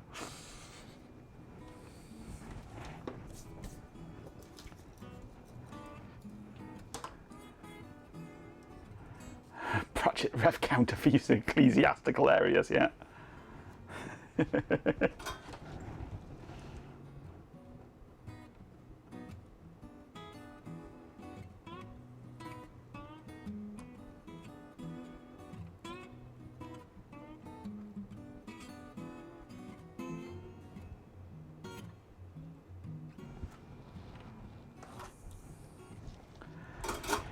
Okay, where is the board? There it is.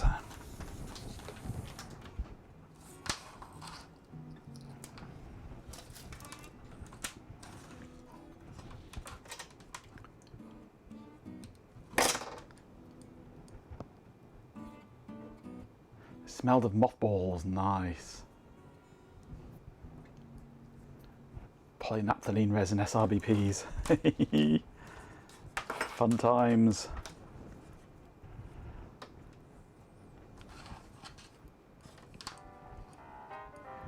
We will get you out of the hole you just dug yourself into, but it will cost you.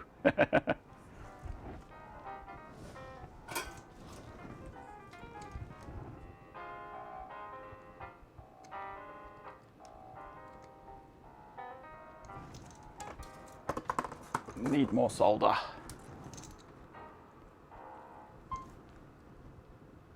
Blob. Blob. Okay.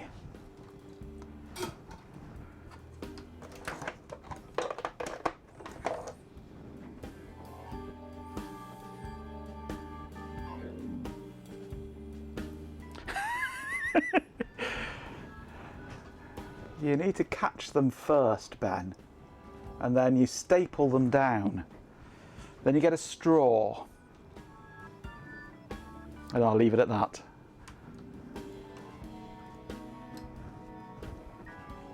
Right, waiting for the glue gun to heat up again.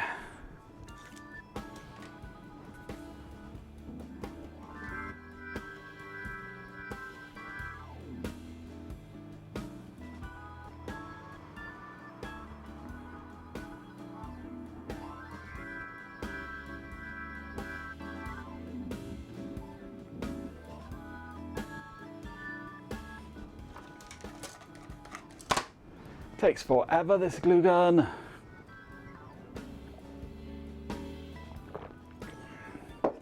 You have an insufficiency of chips. That's not good.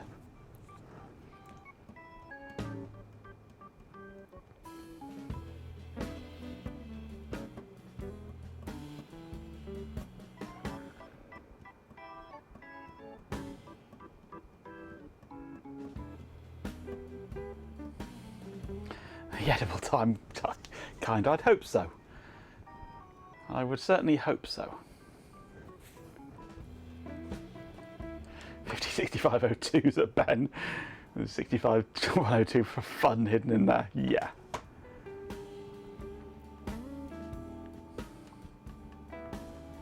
I'll throw a 68,000. That's a meal in itself. Right, lots of glue. Squelch, come on.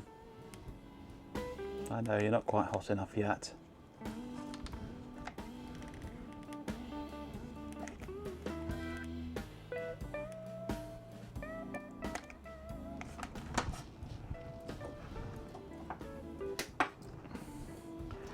About half a spud's worth of chips, is that all? That's not good.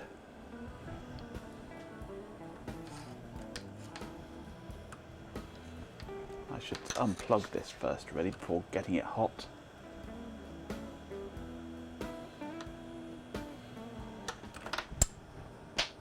You're not quite hot enough yet. Title of the second volume of your sex tape. How many volumes are there, Ben?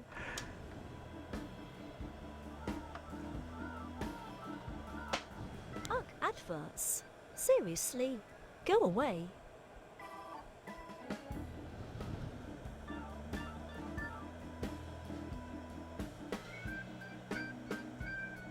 Oops, that got too hot and lifted that one up completely. Getting heat in the wrong place.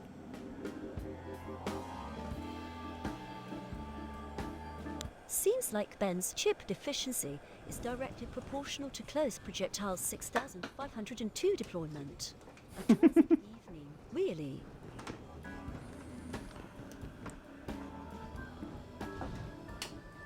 $50 Shades of Ben.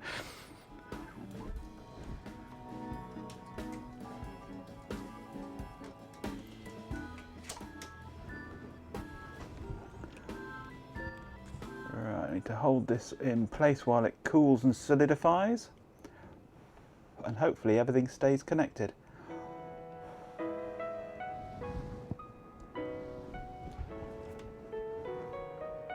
Ugh, ads. Thanks for enduring that nonsense.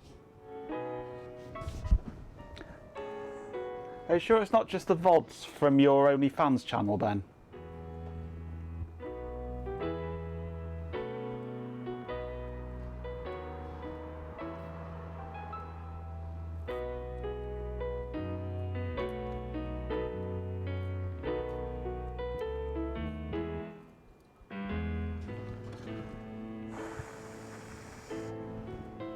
Come on, cool down. And the hot glue. I think Ben keeps putting his hobbies. Well, I often wonder.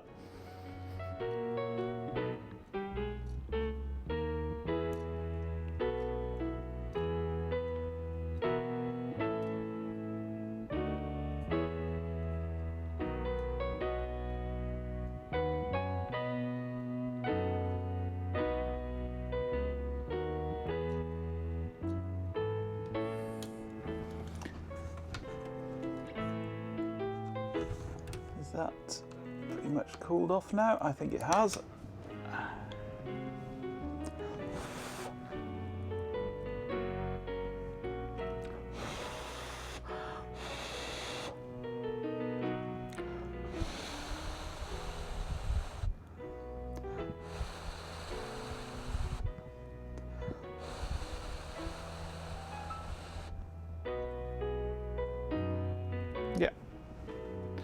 Right, this end is done.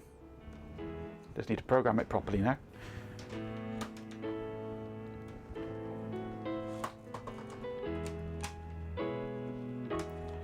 VODs expire automatically after a few weeks these days. Twitch suddenly realised, oh hang on, keeping all these VODs around, it's a lot of storage, we better expire them. So we mere associates just get a couple of weeks worth of VODs, and anything older than that gets expired. You need to be a partner to keep them longer, and then you have a limit of how much quota you've got and things. It's gone downhill. As it's got more popular, they've realised they haven't got enough storage.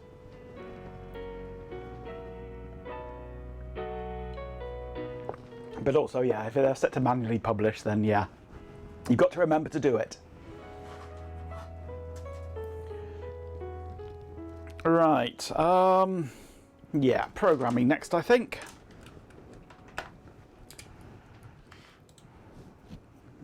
And then I shall worry about plugs for the other end later. Where's my USB cable gone? There it is.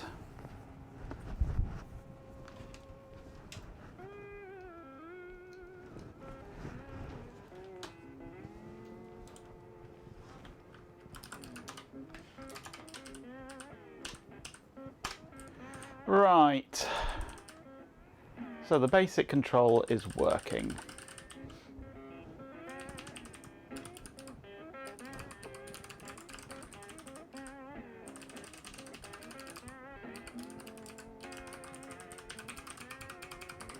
Right, what I need is a Wi-Fi connection now, and I can't remember how the hell to do that.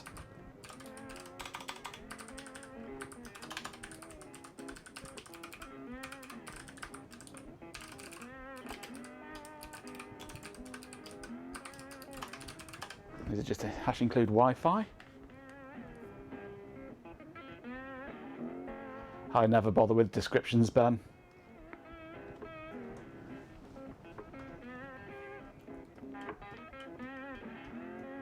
I need to catch up on your last stream anyway.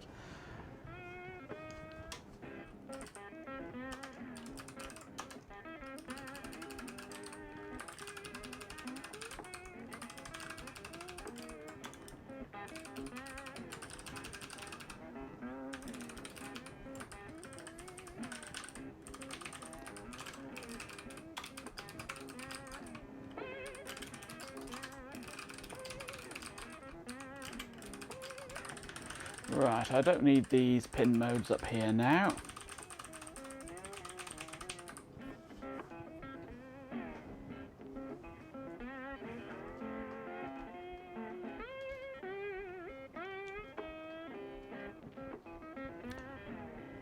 You do, so they get pushed over to YT for your own reference later. Well, I export all mine up to YouTube anyway without bothering about descriptions for them either. Maybe I should, but I can't be asked. I only really put them on YouTube for storage, so they're there if ever I need them.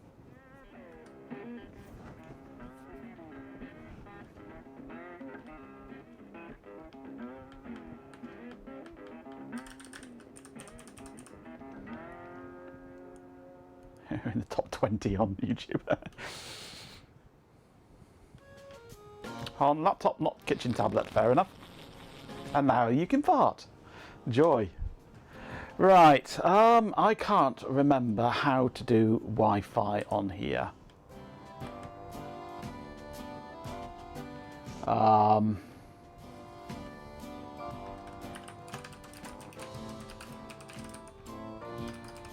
going to have to RTFM, aren't I? Well, I got a notification from YouTube saying, we notice you haven't uploaded anything for a while.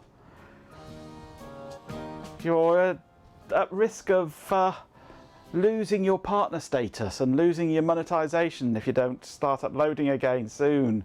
So I thought, oh, okay. I'll just go back and upload all my VODs that I've got on Twitch and just spam it with those and then start uploading them again. But I need to get around to making some videos. I've just got nowhere to make the videos yet. I need a proper workbench in the garage. Just a collapsible table that I can set up to make videos. Right, what am I doing?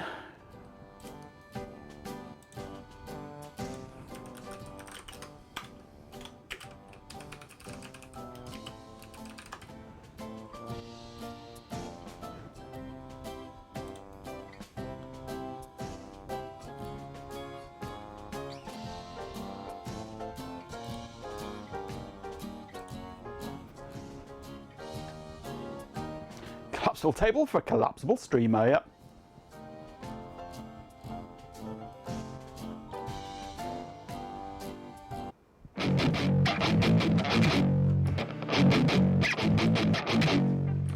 So we go Wi-Fi mode, Wi-Fi STA.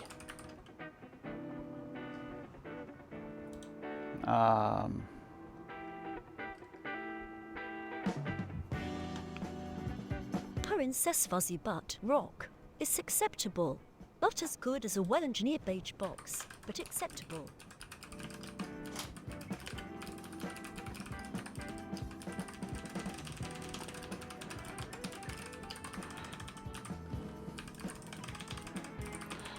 That's not the password.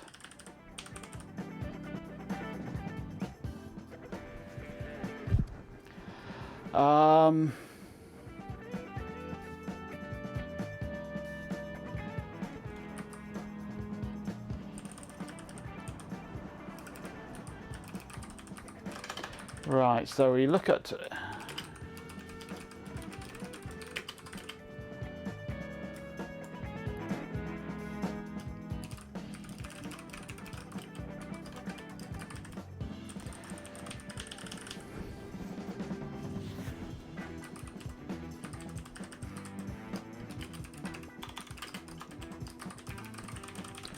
right, so that's where we'll do the... Actually, I'll just do that. I don't need to care about if it's not connected.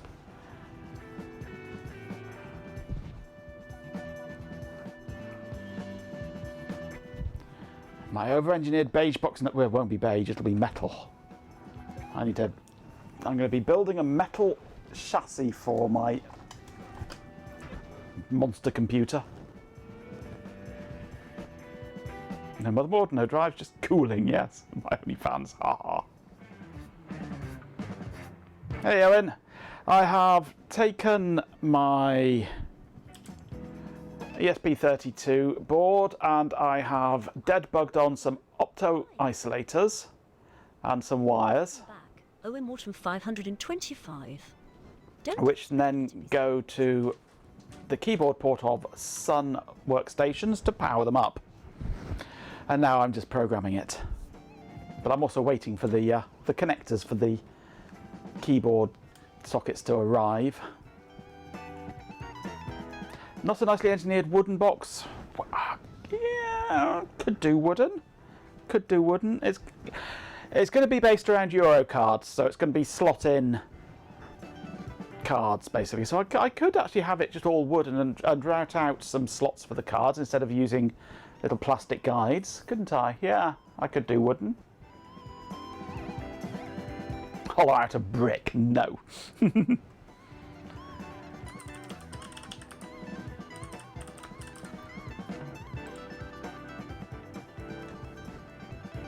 Ugh, another one. Welcome, I guess. Hey Tyler. I have, reiterate, this is an ESP32 development board. On the back of it, if the camera will wake up again, I have dead bugged 2 opto isolators and some wire. The wire will eventually go to Sun workstations so that I can remotely power them on by connecting to this through the network and telling it to power on, basically. There's a handy power on pin on the keyboard connector on Suns, which will do the job. I just need to write the software for it now.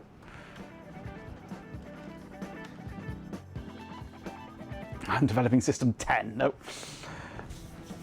But once I've done this, I will tell you all about deadbugging. Right, deadbugging is a circuit construction technique whereby you take components and connect them together with wire, usually just solid core wire routed around the place, and it got its name basically because chips, when upside down, look like dead bugs.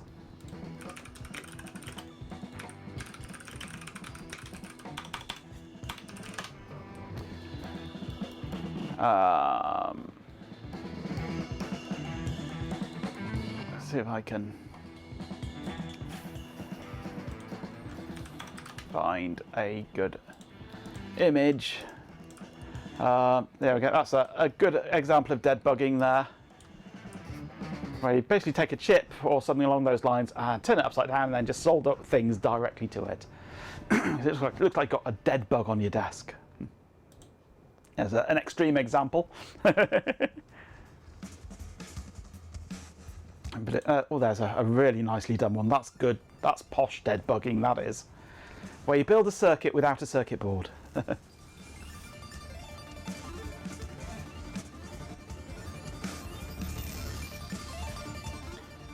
Unfortunately, not the Industrious Ant. They have half of it. There is no setting. But if the power is, if it's turned on when the AC power is lost, and then the AC power comes back on, it will power back up again. Expect me to be thrilled. If it's been shut down and the power is turned off and then it loses AC and the AC comes back on, it stays off. So I need some way of remotely turning it back on again in that situation. So they don't have a BIOS, no, they have open firmware. So you don't have they have settings but no setting for that. So so fortunately there is a power on pin on the keyboard connector, which if you connect it to ground, it powers it up. So it's last state remembered, yes. So this circuit will basically connect that pin to ground for me.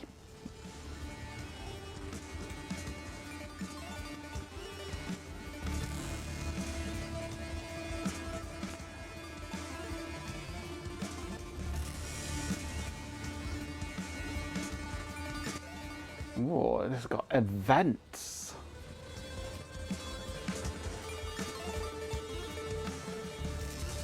This Wi-Fi system has come a long way since I last used it.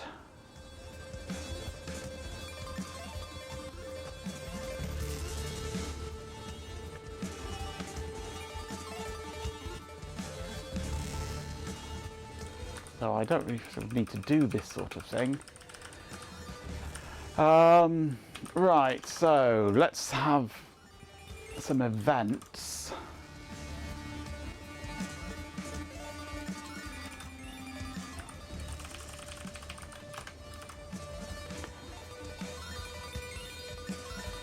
So, got IP handler I want. And disconnected handler.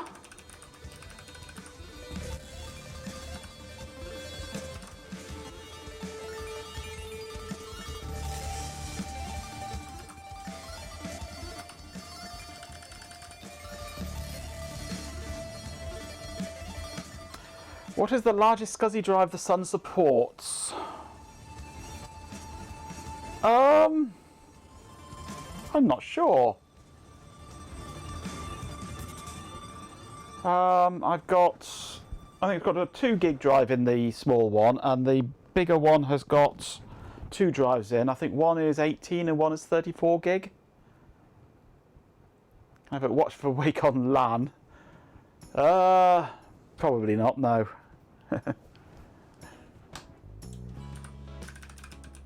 I don't think you can do Wake on LAN over Wi-Fi very easily, can you? Right, so...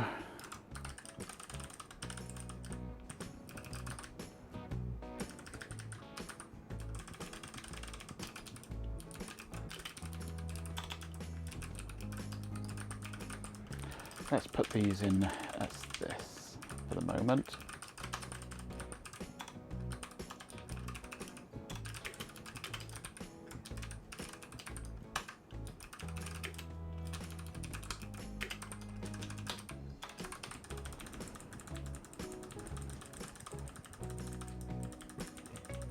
You could, it's not, yeah, not easy. There's no point. I would rather have something that's not Wake on LAN, because Wake on LAN can be a pain.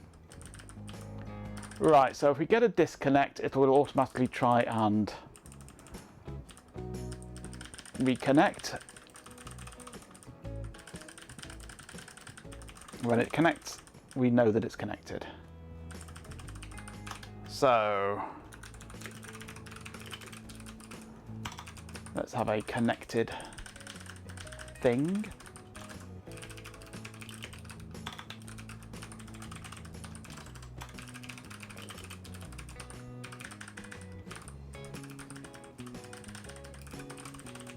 So we've now got a flag that says whether we're connected or not.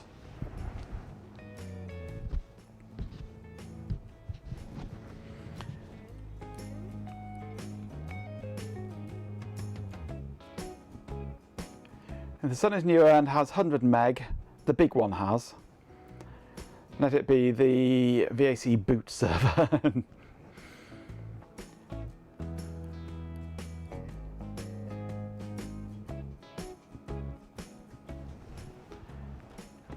I would rather have my own system where I just send it a simple command.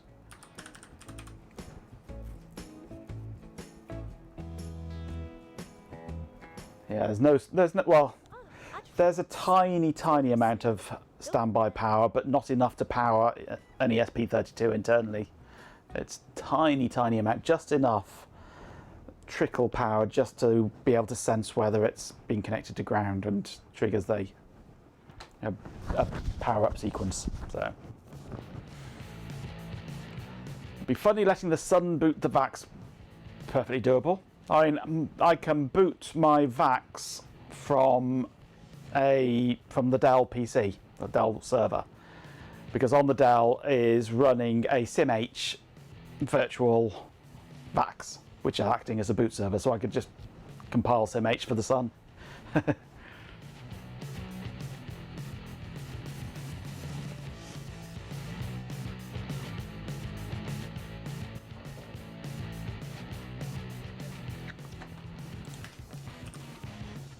Right, so we're connecting. If connected, right. Og adds, sorry about that, folks. You deserve a Tim Hortons for that.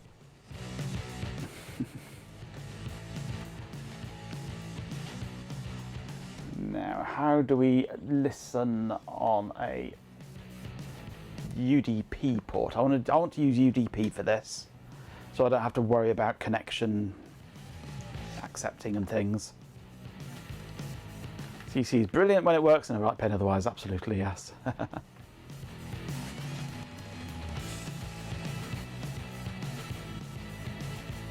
Trying to make a mess with these ribs sounds good to me. Okay, ESP32 Wi-Fi UDP.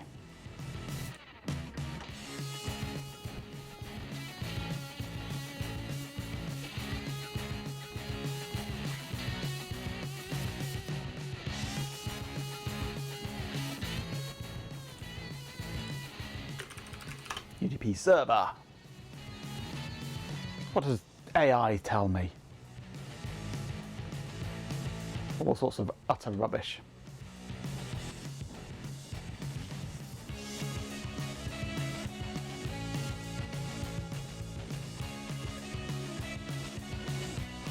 Ugh, doing it in Python, yuck. Right,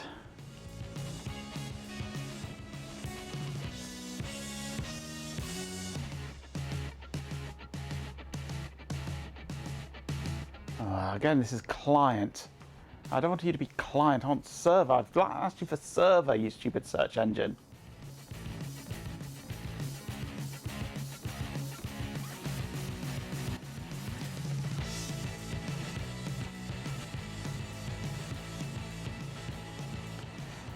UDP.listen. So UDP is an async UDP.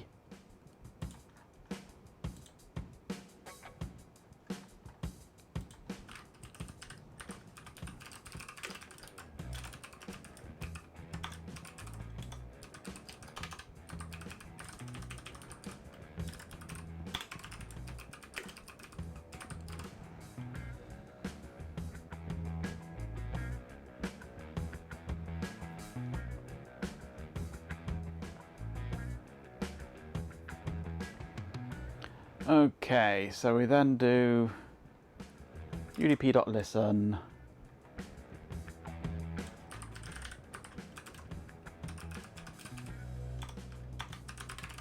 Right, what port number shall I use? I think it wouldn't be hard to do.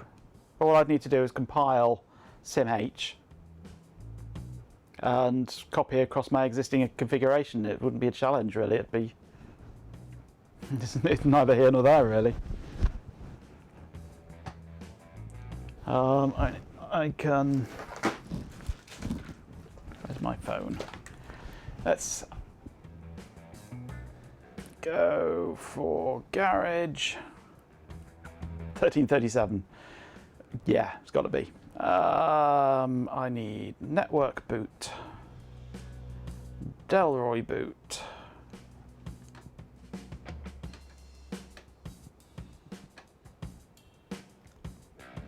Give it a few moments for everything to power up out there.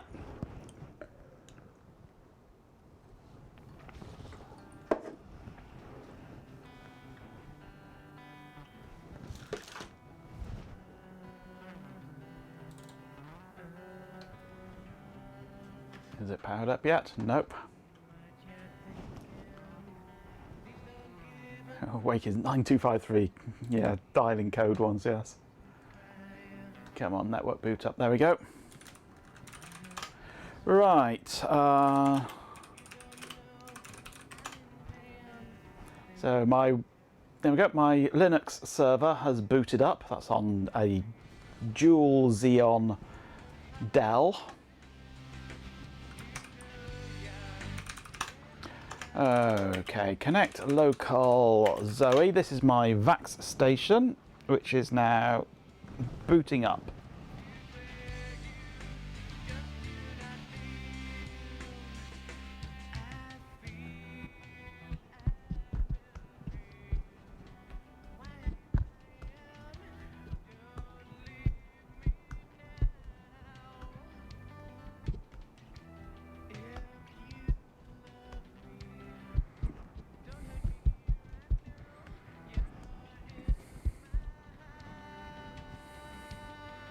Certainly feel very old hearing T9 used to refer to old phone pads, yes.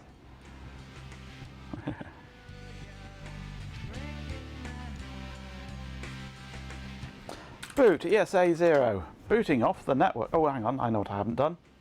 I haven't actually booted the boot server, have I?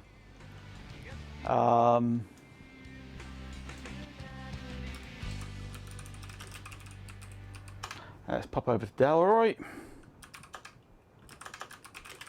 Come on.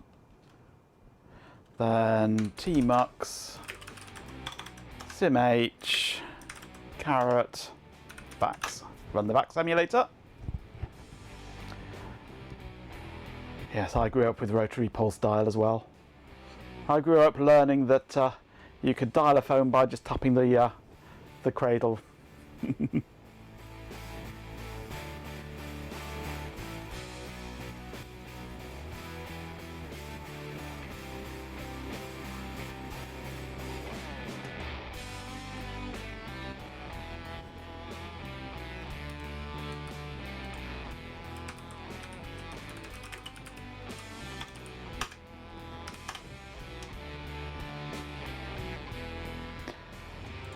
waiting for the boot server to boot up. If you're doing this on the Sun, the hardest part and the most frustrating part would be compiling SimH and getting that working with the network. Once that's working, booting is exactly like this.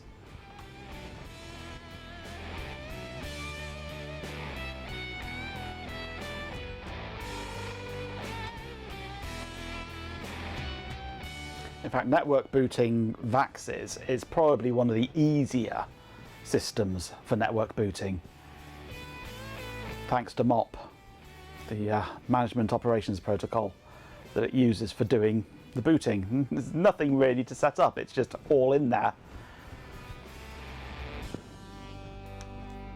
But it does mean you can only boot off a VAX or a virtual VAX or similar DEX system, because it has to be running their software.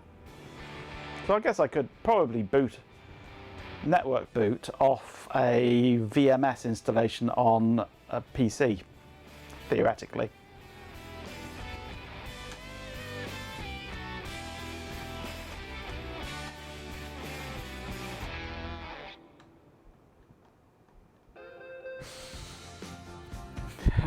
Hello? Oh, sorry, I must have missed out. I was looking for the meowing hotline. I can meow if you want.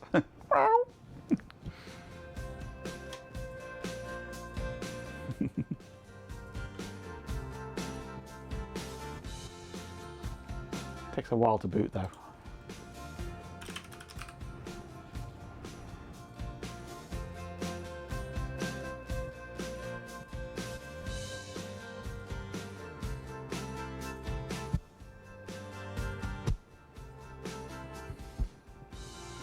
Come on, finish booting, will you? You know, Loop disconnected while we have 999 in the UK. It makes it hard to accidentally dial when you're rattling the handset.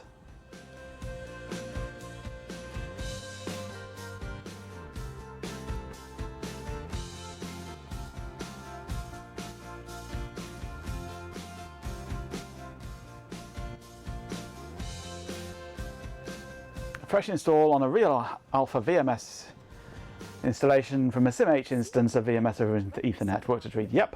T9, I feel ancient. Well, I've reminds me of when I first started using reinstalled Ultrix onto the external hard drive of this VAX station earlier today through network booting off here. Right, boot ESA 0. Fingers crossed it'll work. Should come up Ultrix loader. Hey, Dialek, welcome to the channel. Thanks for the follow. But sometimes it doesn't work because these VMs don't always work quite right. Welcome, Dilek. Hope you enjoyed the ads. 111 is easy for a broken line to dial in the wind. Yep. Why isn't this booting now? I had this going earlier. Let's hard reboot it.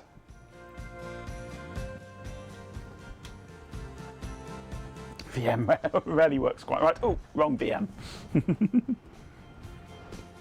You are now fed. Well done.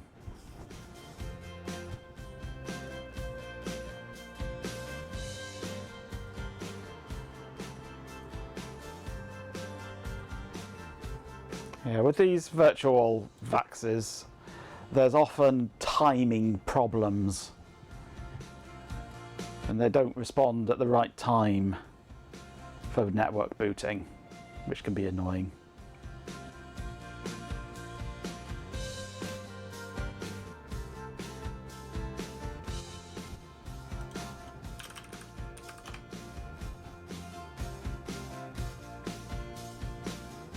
Like you in the morning, yep.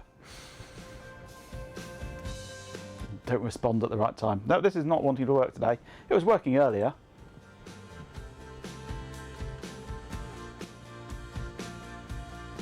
Oh, you without coffee, yes. Honest, it works. It's because I'm streaming that it doesn't work.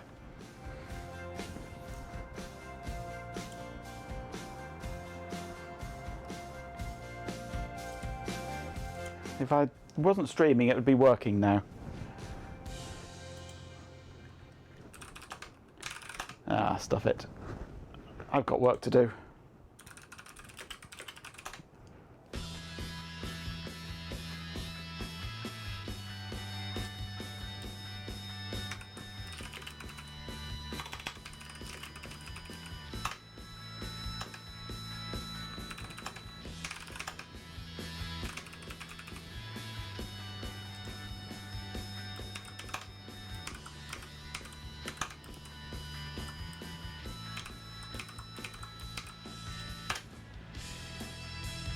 I disabled it by pressing go live, absolutely yes. That's exactly what happened.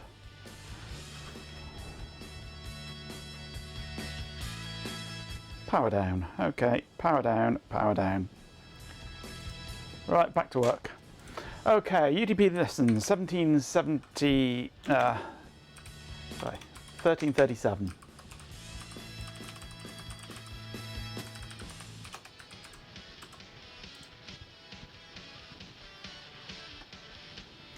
Right, so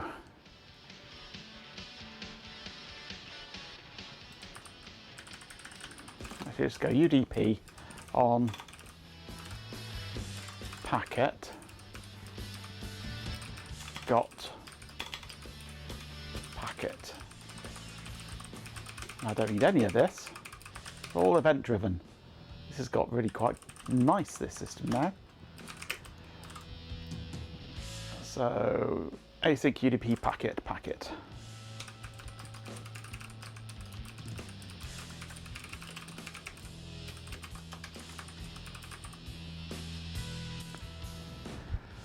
So there's all sorts of things we can do in here now. We can look see if it's broadcast or multicast, etc.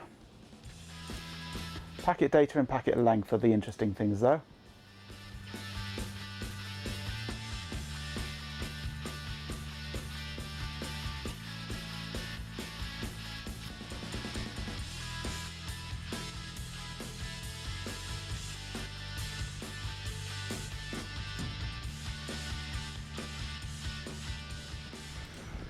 Right, so what do we want when we get a packet? I'm just going to have single characters for this. Have number of which channel, 1 or 2. If packet.data, oh, data is A.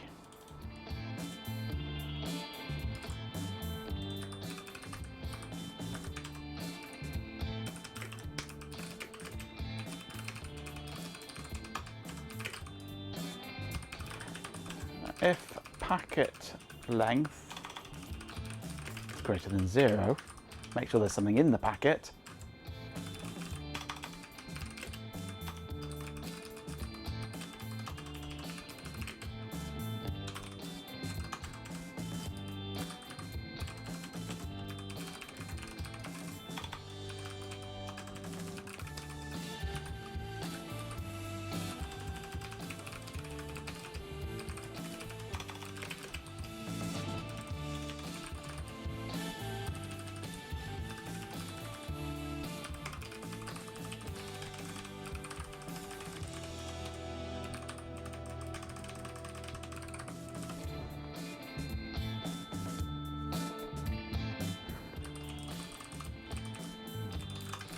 Is that going to compile?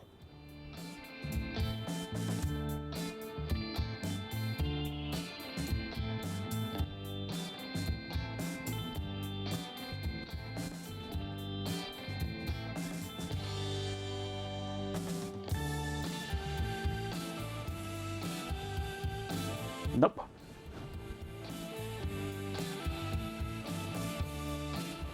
Ah, so that's an unsigned thing.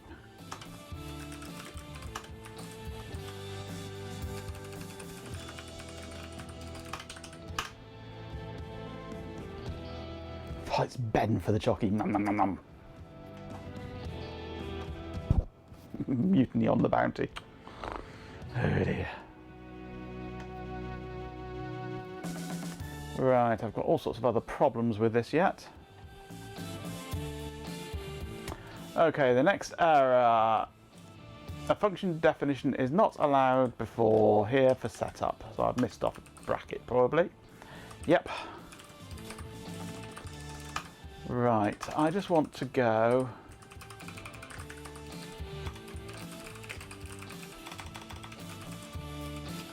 like that. Then I want to go there.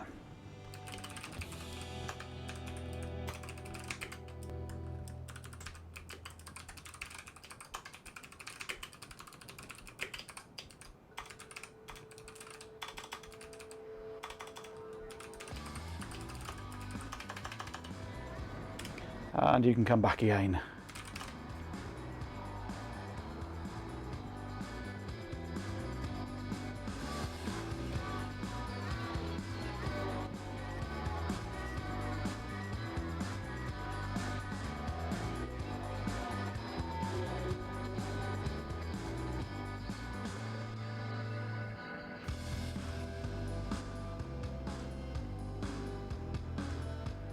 Eventually it might compile.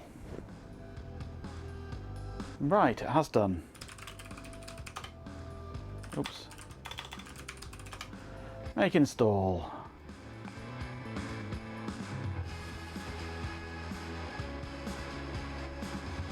Six versions of Office 365 and OneNote. Nice. Right, so if I now go onto here, I might start seeing things happen. Split view, top, bottom.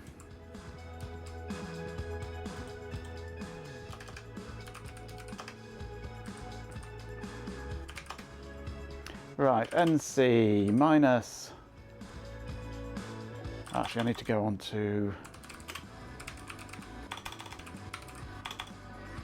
onto George first. Ugh, adverts.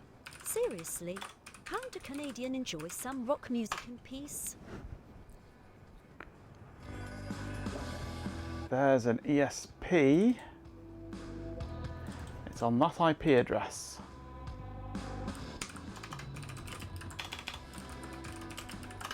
I can ping it, that's a good sign. Right, NC minus, which is it? Is it a capital or lowercase u for UDP?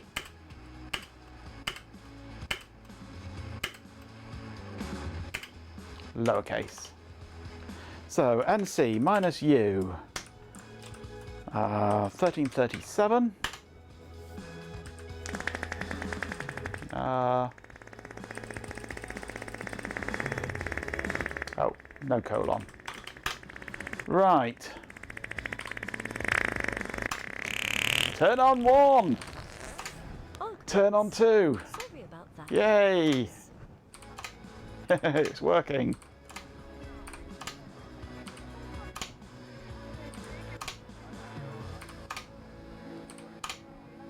And minus P is for the local port number, which I don't care about. I can send UTP packets to turn on Suns now. Excellent. Right, job done. Just need the plugs now, which are still in China.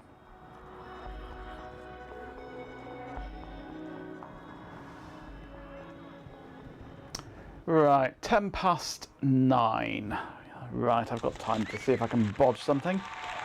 Oh, thank you very much, Ben. So I'm wondering if I can create a temporary plug using hot glue in some way. Because I've got a feeling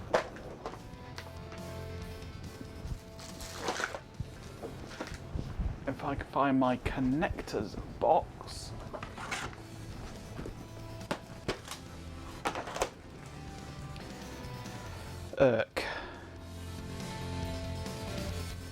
I need to do something about this connectors box. It's got far too many connectors in it. A bit like my optoelectronics box has got far too many optoelectronics in it.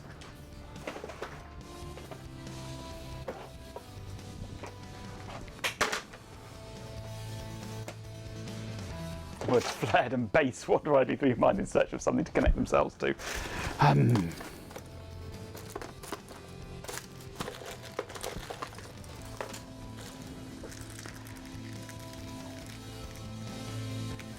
This is a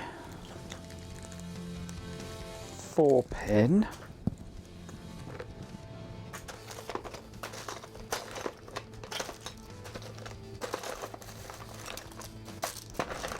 If I dig to the bottom of this box, actually I don't need to dig to the bottom of this box. What's this?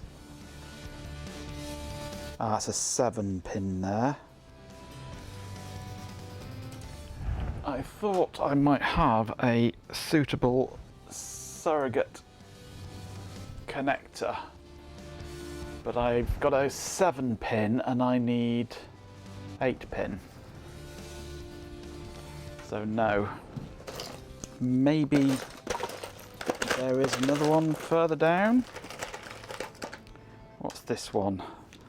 4-pin. No, that's just a 4. That's no use.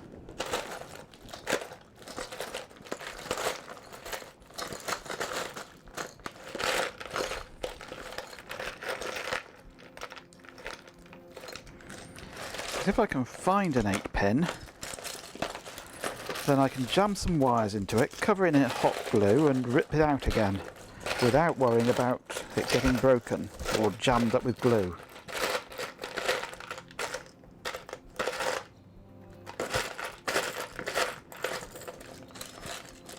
But it's not looking likely.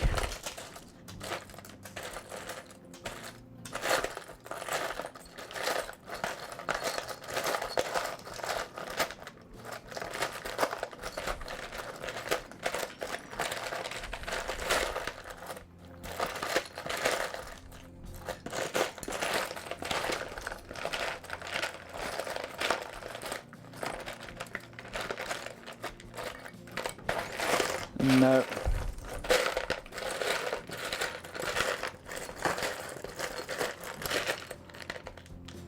No, I haven't. That's a shame.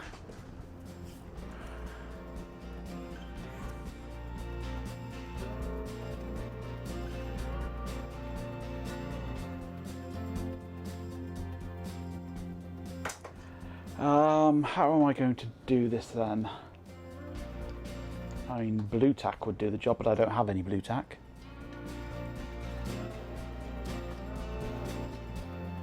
I want something that's non-destructive to the socket. So I want to basically just jam the wires in and then put something around it to hold it into the right shape, so that I can then pull it out again and I've got a socket, I've got a plug.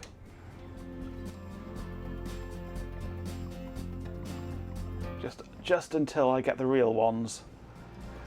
Or do I just wait? I've got some rolled pins. Well, I'm not worried about the pins. It's something that's the holding it together into a solid piece.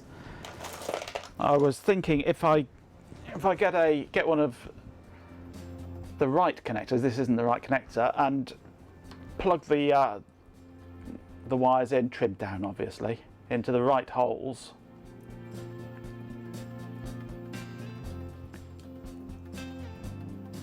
Let's just jam those into holes, and then just put a big blob of hot glue on there and then wrench it off. Then I'd have a connector that would do the job for now. But I don't want to use the actual connectors because there's a chance it could break it or just end up gummed up with hot glue, which I really don't want. So I was hoping for a surrogate. But I mean, I've got no shortage of things that I can use as pins, including pins. I mean, I could take this 4-pin one and pull out the pins from it, but the pins are in the wrong place to actually use it as is, unfortunately. Or do I just wait? And I've got plenty of DuPont style connectors. I could crimp some connectors on it and some pins on it.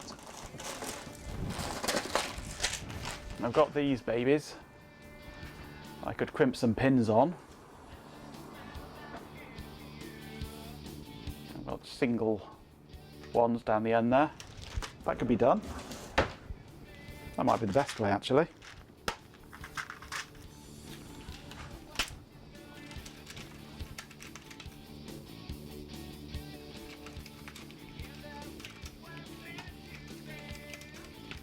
Dodgy lash up in the name of placating the content gods. Yeah, well, if I had a suitable surrogate one of these, I would.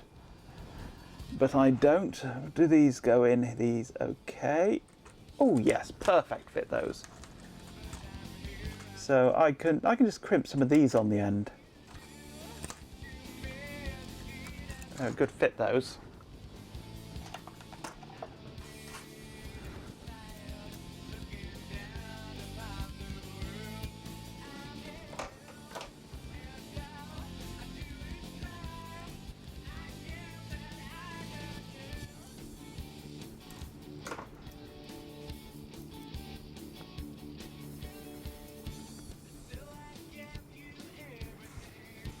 There's 4 of them.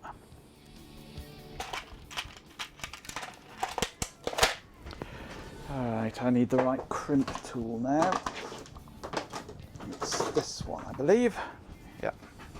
It's maybe not the right one, but it's the closest one.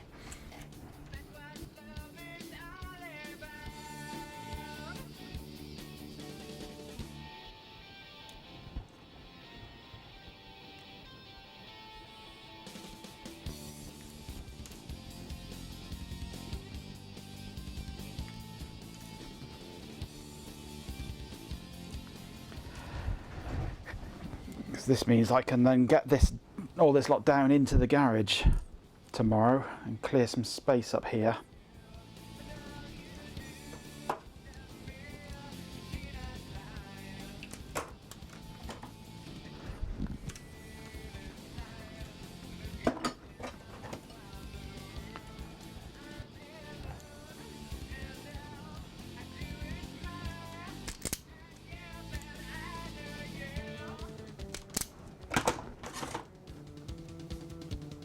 Yeah, there's no real danger in a short, and the pins are easily identifiable. It's either of the ones in the top row and the middle one in the bottom row.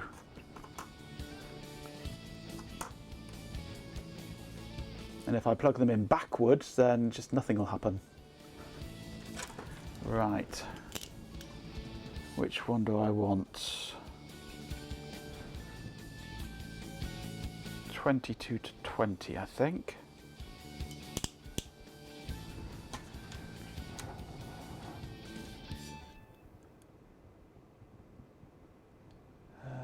I've not really crimped these ones much before, so I'm not sure how they go.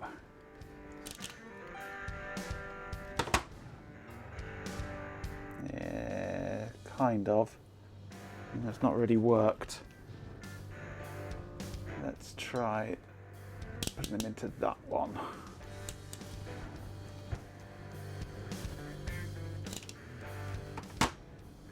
That's better. This isn't exactly the right crimp for this.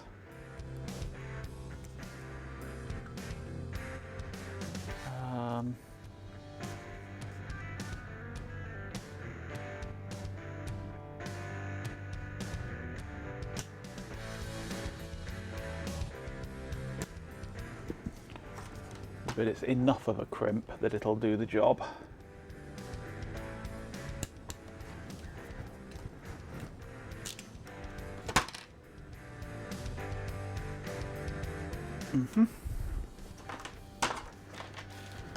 It's a left crimp, yeah, it is.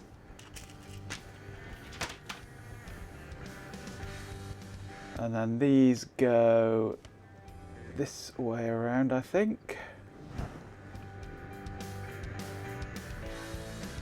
Yep.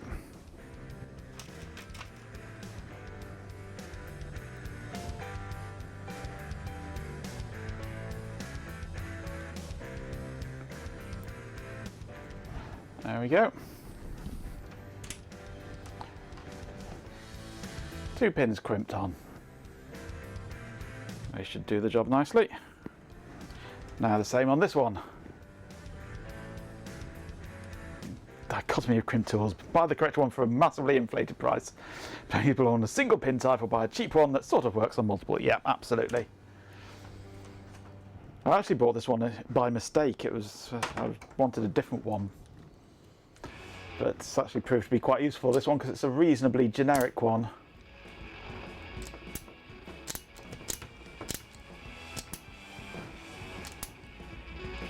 Can't chew your way through the insulation. No, okay, fine. Chew your way through all the insulation. Let's tighten this up a bit.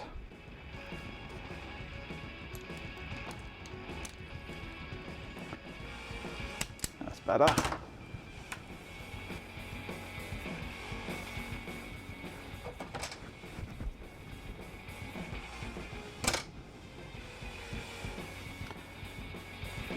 You've successfully transferred data over Ethernet with ends manually crimped with a thin flathead screwdriver. Yep. It's actually pretty tolerant is Ethernet. Especially modern Ethernet, because modern Ethernet is basically wireless. It runs at wireless frequencies, so if you have a slightly bad joint, you can actually just bridge that gap.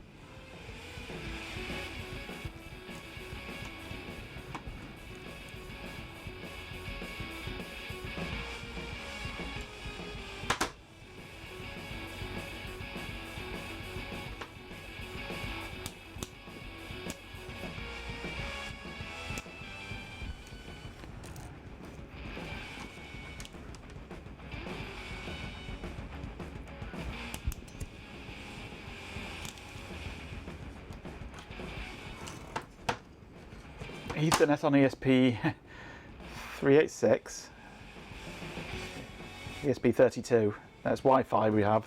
You could put Ethernet onto it. No reason why not. I could do 10 meg Ethernet really easily.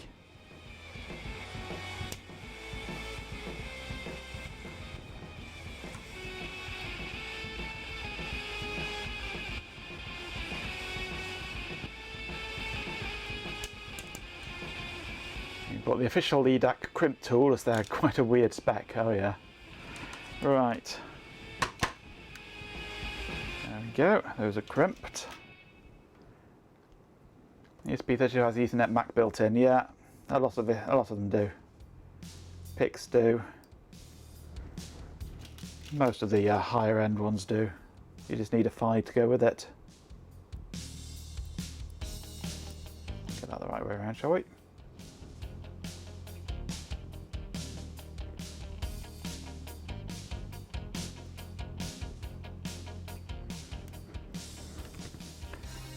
Pull that through. You didn't see me do that.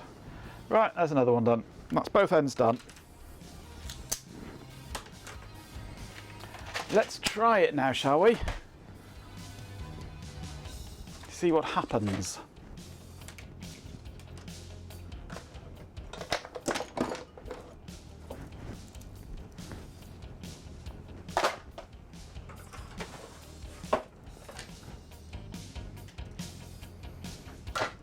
The only tool you refused to buy for Ethernet was for 10BASE-2.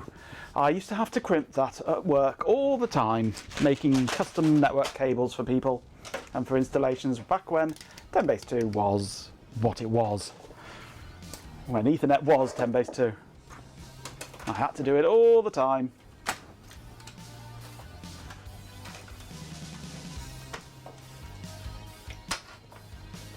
Right.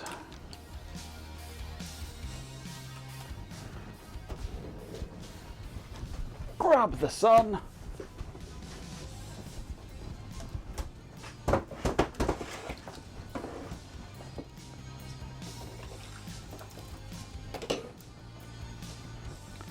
Right, plug in power to the sun.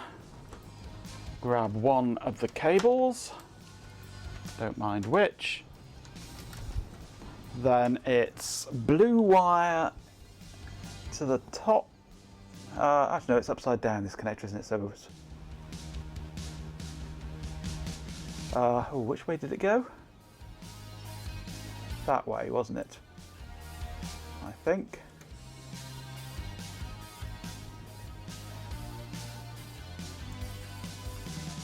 We shall see.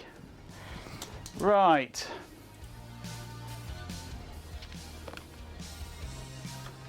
Vampire taps are fun. They're fun. Okay, so if I send using Netcat a 1 or a 2, one of them should turn this sun on. Let's go to that view and I'll get my microphone over towards the sun. Nothing on that one. Nothing on that one. Maybe I got the pins backwards. Let's turn them around. You know what would help? Let's turn on the power. We'll try that again. Before I turn the pins around.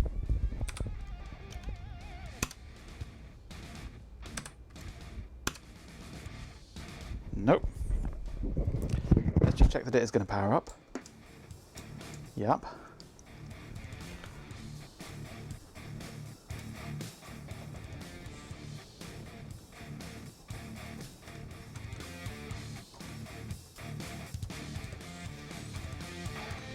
Okay, with the pins that way around.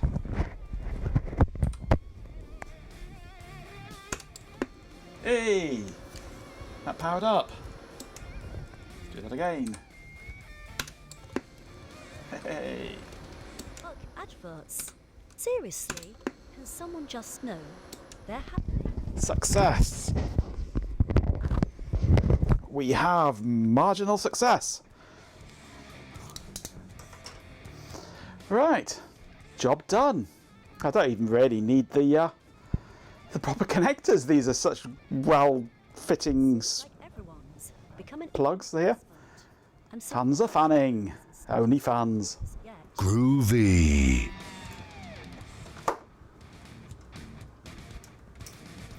Right, job done. I can finish the stream now. I can move these down to the garage tomorrow and set them up properly. Add them to my collection of stuff that's rapidly growing down there, just to annoy the old man.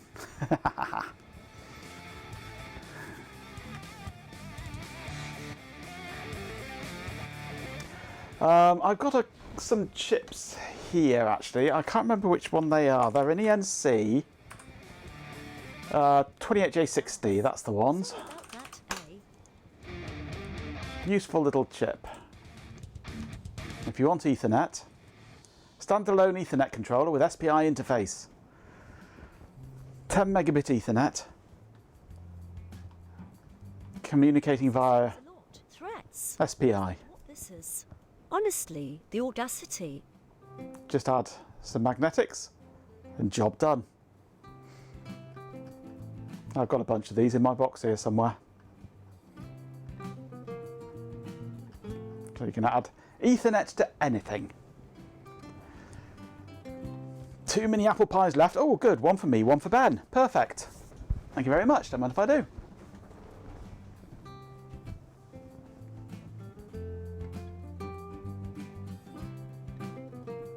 Can we add Ethernet to Ben? We can. You could use this to add Ethernet to the System 1. Speaking of adding Ethernet to things, my plans for my computer. I have an idea. Well, I would really love to build. Used either that or a PIC with the equivalent of that built in as the basis of Ethernet to parallel printer converter. Yeah, they are so useful, these. And yeah, there is PICs with them built in and things like that, yeah. I would love to build a Z80 based computer. Because I love the Z80. But I want to completely over-engineer it. I don't want to just take a Z80, stick a ROM on it, stick some RAM on it, stick a serial adapter on it, and done. No. That's boring. I want to take a Z80. It's too complex a chip for System 1 there, fair enough. I want to take a Z80 and expand its address space out to a meg, if I can, instead of the 64K that it has.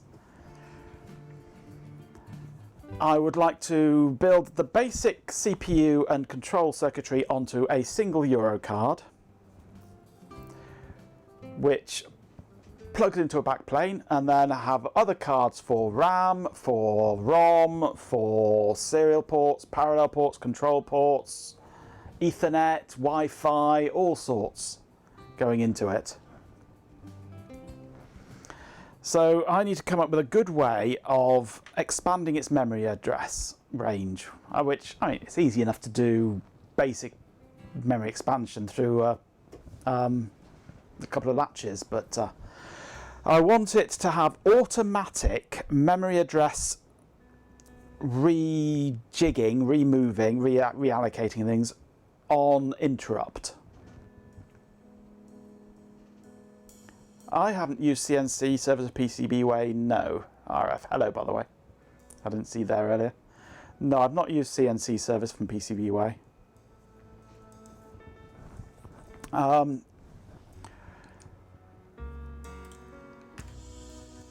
Where are we? Let's go.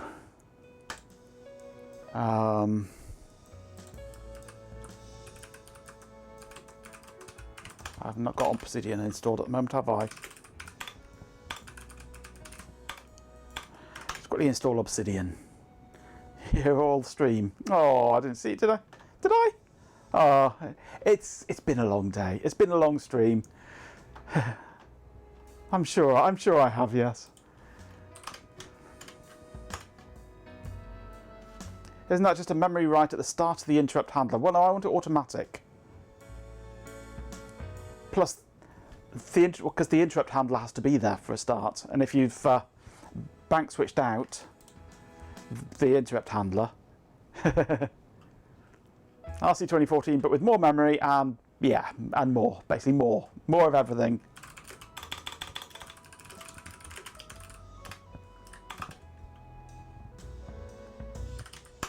Oh, you've, yeah, Starlink. Yes. I lose track of who's who around here. I barely know who I am half the time.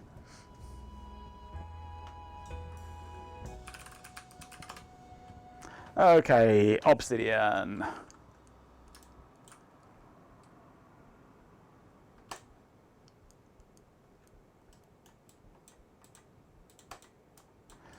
Okay, so what I'm thinking is banked and static pages, so the interrupt handler is always available in ROM. Yeah, but I want to be more flexible than that. We've got 16 address pins. I want to take some 8-bit latches to provide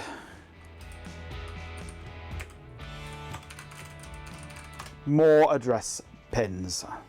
1 megabyte is I can't remember how many. 20, is it? Yeah, 20 pins.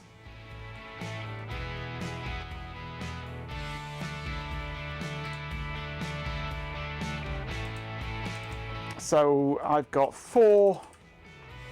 I can remove 4 pins from the address to add 8 more pins as latches. So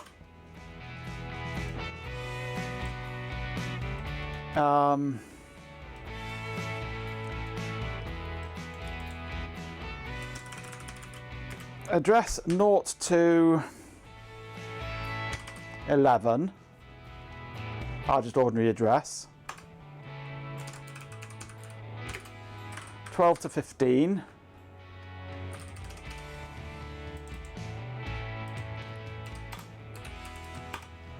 Go to a 4 to 16 decoder. Champion! With 69 bits, a swarm of dead insects says, I latch a bit before I latch a bit, and then I latch 2 more to your 69. Thank you for the bits. And then that 16 decoder can then go to 16 latches. But that's overkill. Then those 16 different latches, because then you've basically sliced up your address space into 16 discrete chunks. That's too much. I don't want 16 chunks. 16 chunks is far too many to deal with. Purely because a ridiculous number of latches would be needed. 8 would be better.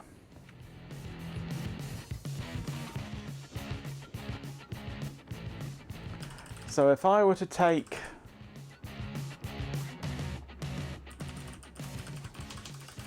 (0 to 12) and then 13 to 15 as a 4 to 8.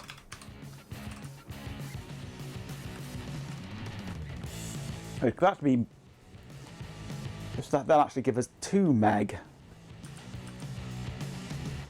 because that would give us 21 bits.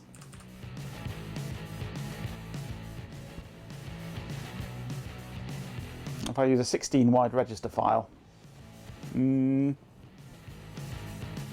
so with an MMU, well, it's effectively my own MMU that I'm designing here. A 4 to 8 decoder, a 3 to 8 decoder would mean that I'm then using 8 latches with a 21-bit address space.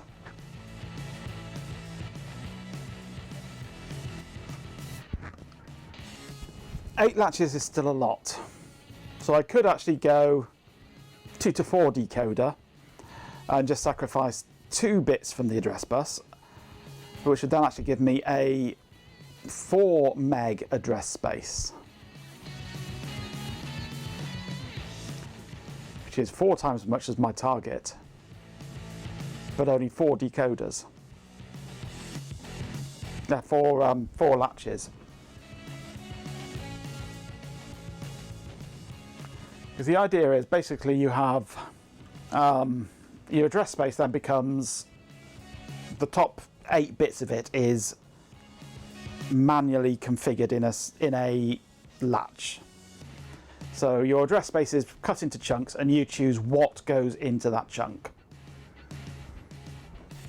The more chunks you have, the smaller your overall address space, but the more flexibility you get.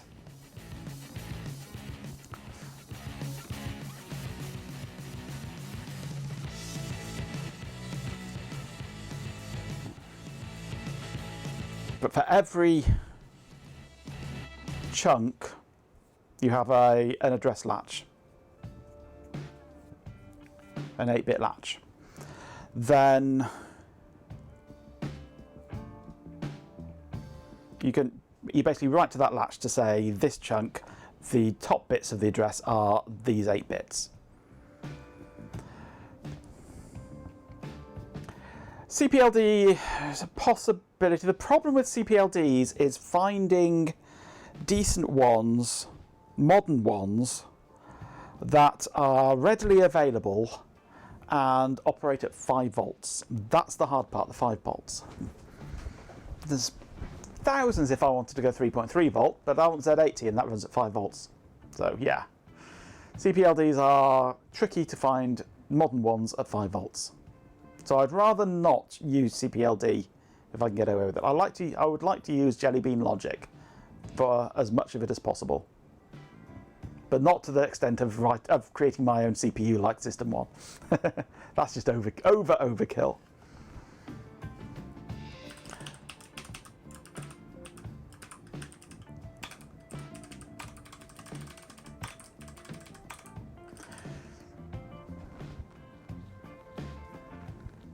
decided to worry about it later, much later. Yeah, fair enough. Yeah, I don't really want to use old stock stuff if I can help it, really.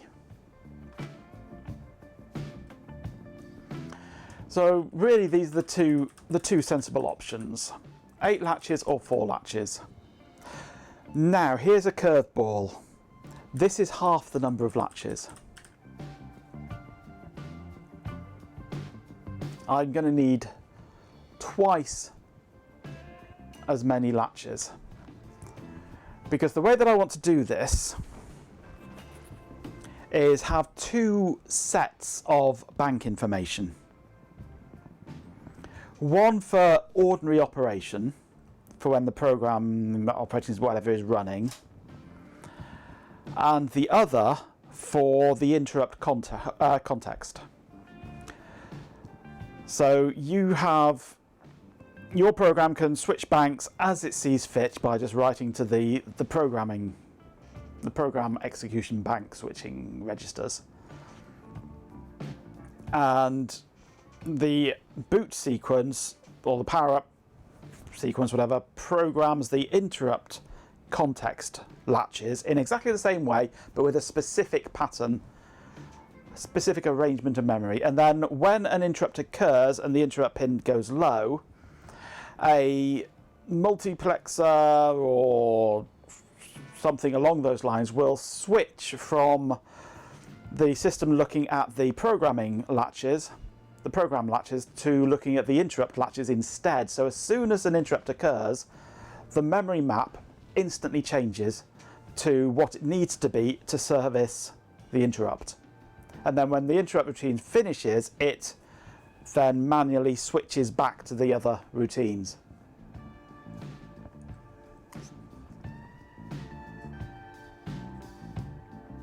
Yeah, basically, as soon as it goes low, it triggers it'll be a flip-flop and a multiplex or whatever, so that as soon as it goes low, it switches over to the other bank. And then the interrupt routine, as the last thing that it does before returning, is it triggers the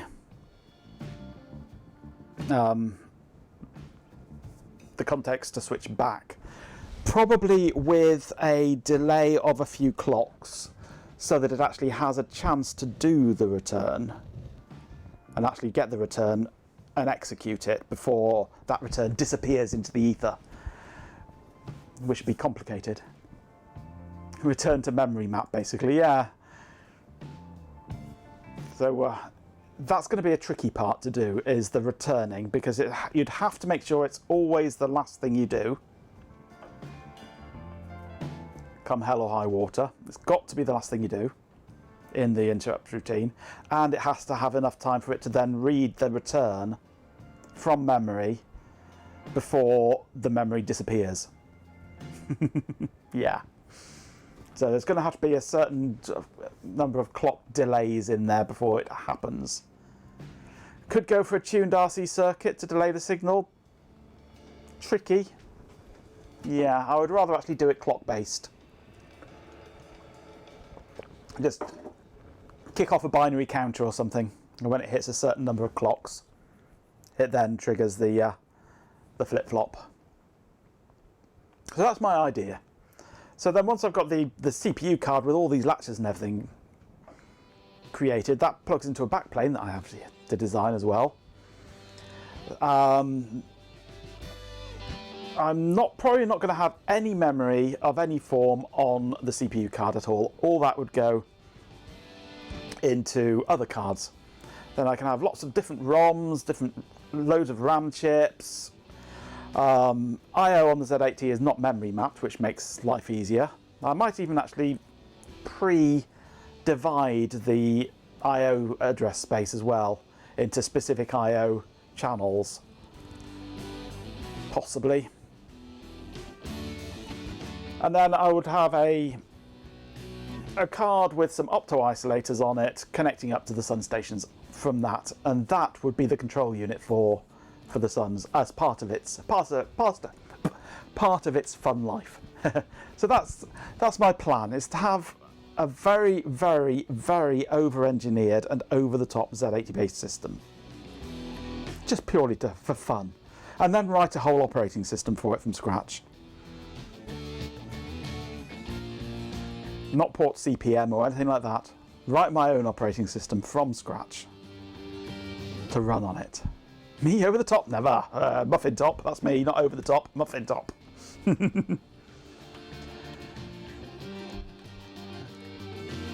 Maybe a dedicated card for the memory management logic. Possibly, but then it gets more complicated because you've got a different interface between the CPU card and the MMU card than you have with the rest of the bus. Because you've then got address pins coming from the CPU card which are different to the same numbered address pins coming from the MMU card.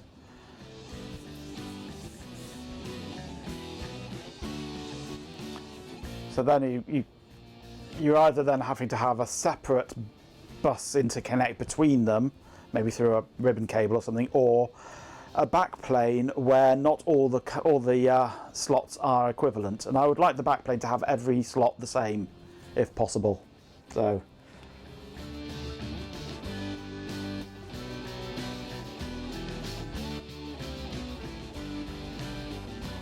I'm not sure whether to go for 8 pages or 4 pages in my design. 4 would give me more memory, it would be less components, but less granularity. That's 16K per chunk.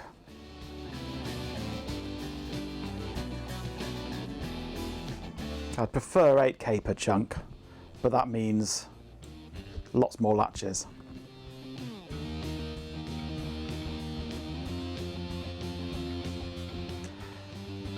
Yeah, it's a possibility.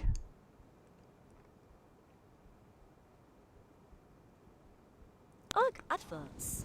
Seriously? It's something for me to think over anyway and come up with some designs on.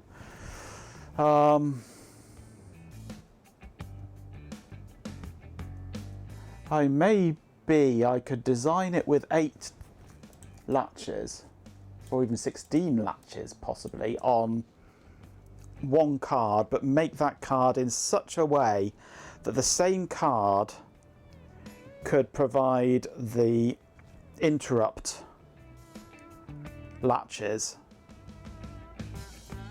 as the programming language latches. They've got two identical cards which are basically address latch cards, and the context that you're in decides which of the 2 cards is used. If I could have the cards identical, then that would mean that I could just need to design one. That could be useful. Then I wouldn't be so upset about having 8 decoders on there. I'd also like to have... Thanks for enjoying those, eh? I'd also like to actually have these readable, so they're registers rather than just latches. So I can read what has been set in the latches as well as just set them, which then means a whole load of other logic to go with them.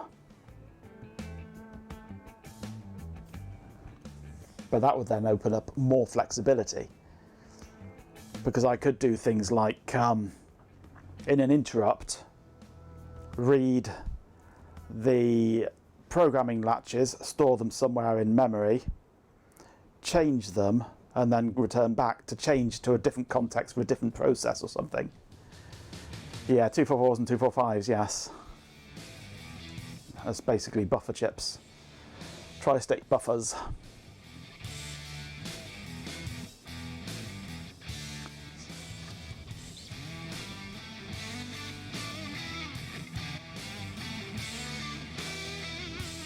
I mean, theoretically, I could have multiple of these cards and have it so you can manually select through another. Yeah, but have you seen the price of dual port SRAM ban? I'd rather use logic. Theoretically, I could have multiple of these cards and have, yeah, a separate register for the current context, and it chooses a different set of latches for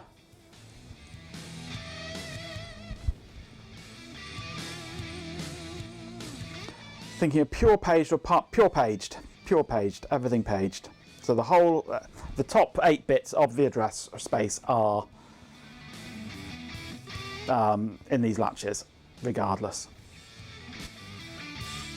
You built your video RAM board around it and it hurt, yes.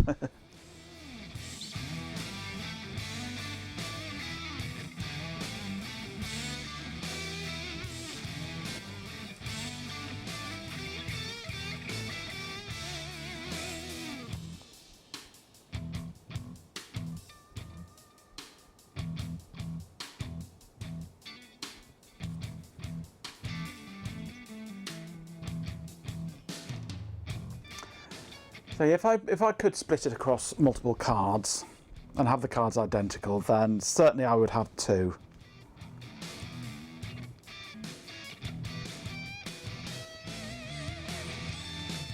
Not sure what you mean, PJB. Drop through addresses and intercept logic for the paging addresses.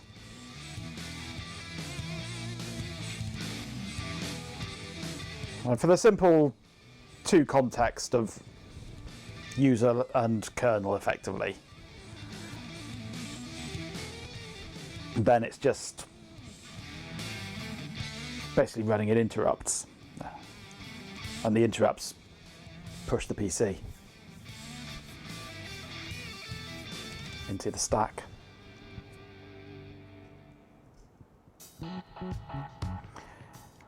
Yeah, reading would open up flexibility anyway.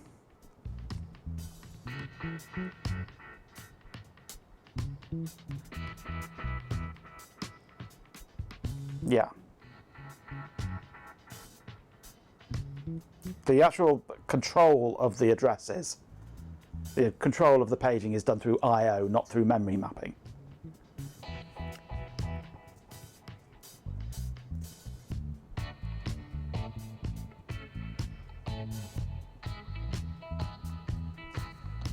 You've got 2 separate address spaces on the Z80, and it's the memory address space is what's paged. The I/O space is not paged, that is static. So I do use an out command to set the paging.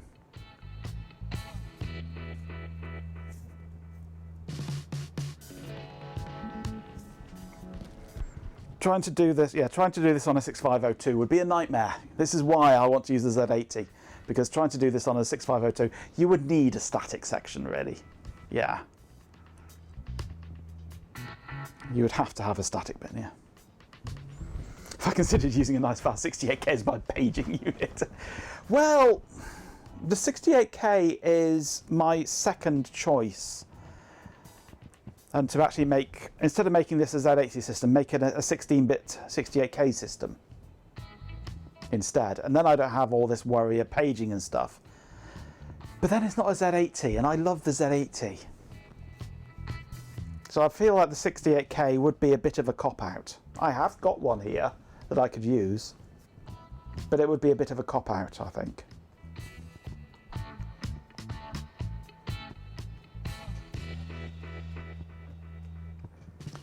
I did. I need to catch up with Tuesday. I haven't had time, though. Plus, you didn't publish it, did you? I'll bet. I've got a bag of parts you have for a 68008 system that you need to do something with. Oh, yes. 68,000, but with an 8-bit interface. Slightly more tricky. You have now, but yeah, I will catch up on it. But now we are approaching the end of my stream time, and I've waffled on long enough, so you know my plans now. So we shall see what comes of it. But for now, I can get these sons down into the garage and rigged up and working. As fun as a thumb, yes. Just caught up on a few little bits and pieces. IRA 6000 tomorrow. Bezos Fat Emporium delivers a thing tomorrow. Excellent. Please muffin on next stream. A few 6502 smart boxes from the 90s that you need to do something with. Nice. Excellent.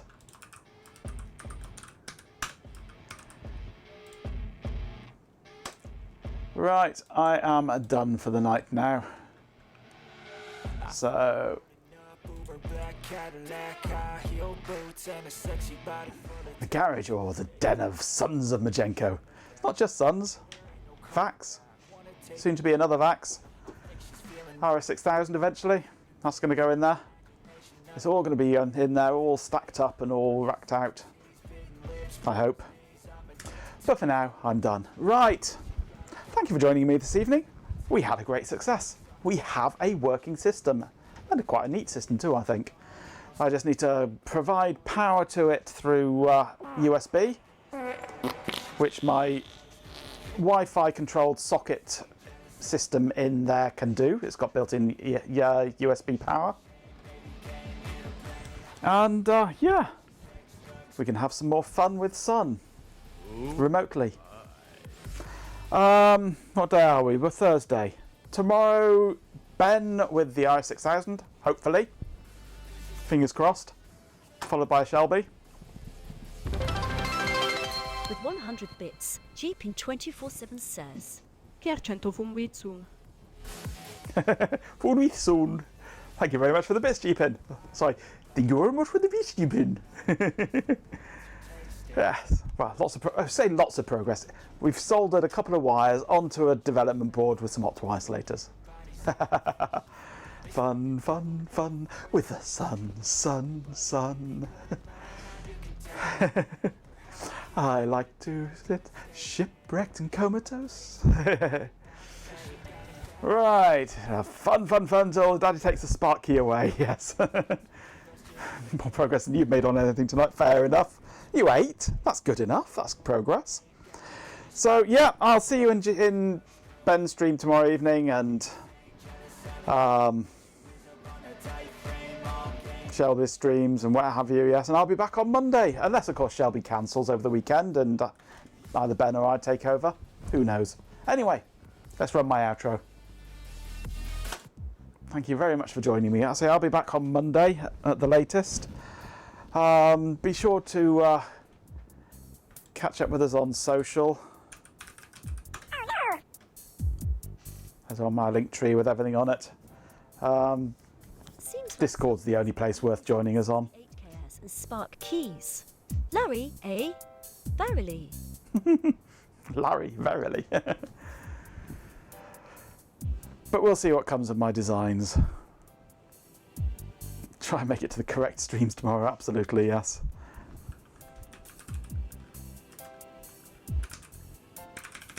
I'll be sure to join Ben tomorrow. 6 o'clock British summertime.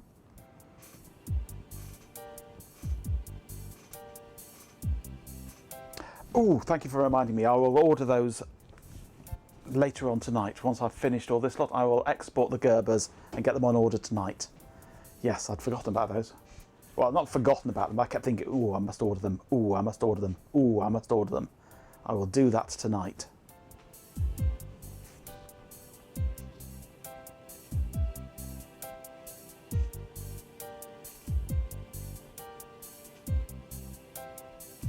Come on, bot. Where are you? Say thank you so I don't have to. Why have they not arrived yet? Ooh, must order them. Yes, quite. Because it means I can look forward to a week of continual harassment on this subject. Huge thanks to everyone who tuned in today. Seriously, it was a blast.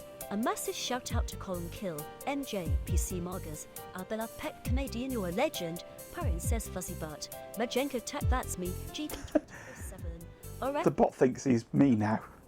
Dopaz, Owen Morton 525, Tyler Hoot, Chloe Raccoon, Industrious Out, Sir Stu Zalot 6 Fuss is a record, my friend. PJB 9950, A Swarm of Dead Insects, Hot Rock Skull, Majenko Bot, and Stream Elements for being here. You all made it great. Big thanks to our new followers, Coding for Coding and Delic, welcome to the madness. And of course, thanks to everyone who subscribed and raided. You know who you are. Alright, that's a wrap. See you next time. Yeah, it's never seen both of us together, have you? I've just had an idea for Halloween. Oh dear. I may have to do a Halloween stream. And I've just had an idea. It's not a good idea. No. Oh well. Thank you very much for joining me. I'll see you on Monday. Oh my.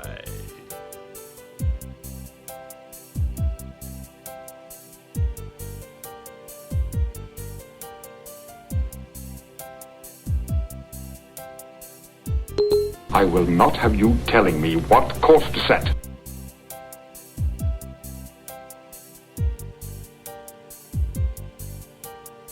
Damn, I'm looking good.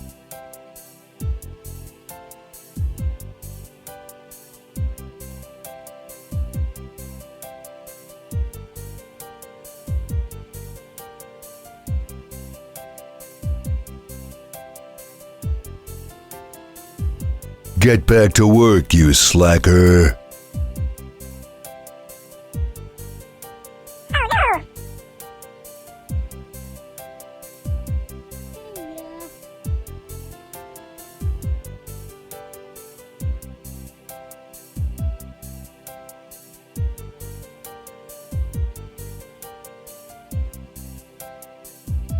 Alright, I can help you with that. Please hold while I transfer you to someone who can help you with that. What? It's the whole music. Hold music. Thank you for holding. Your call is very important to us.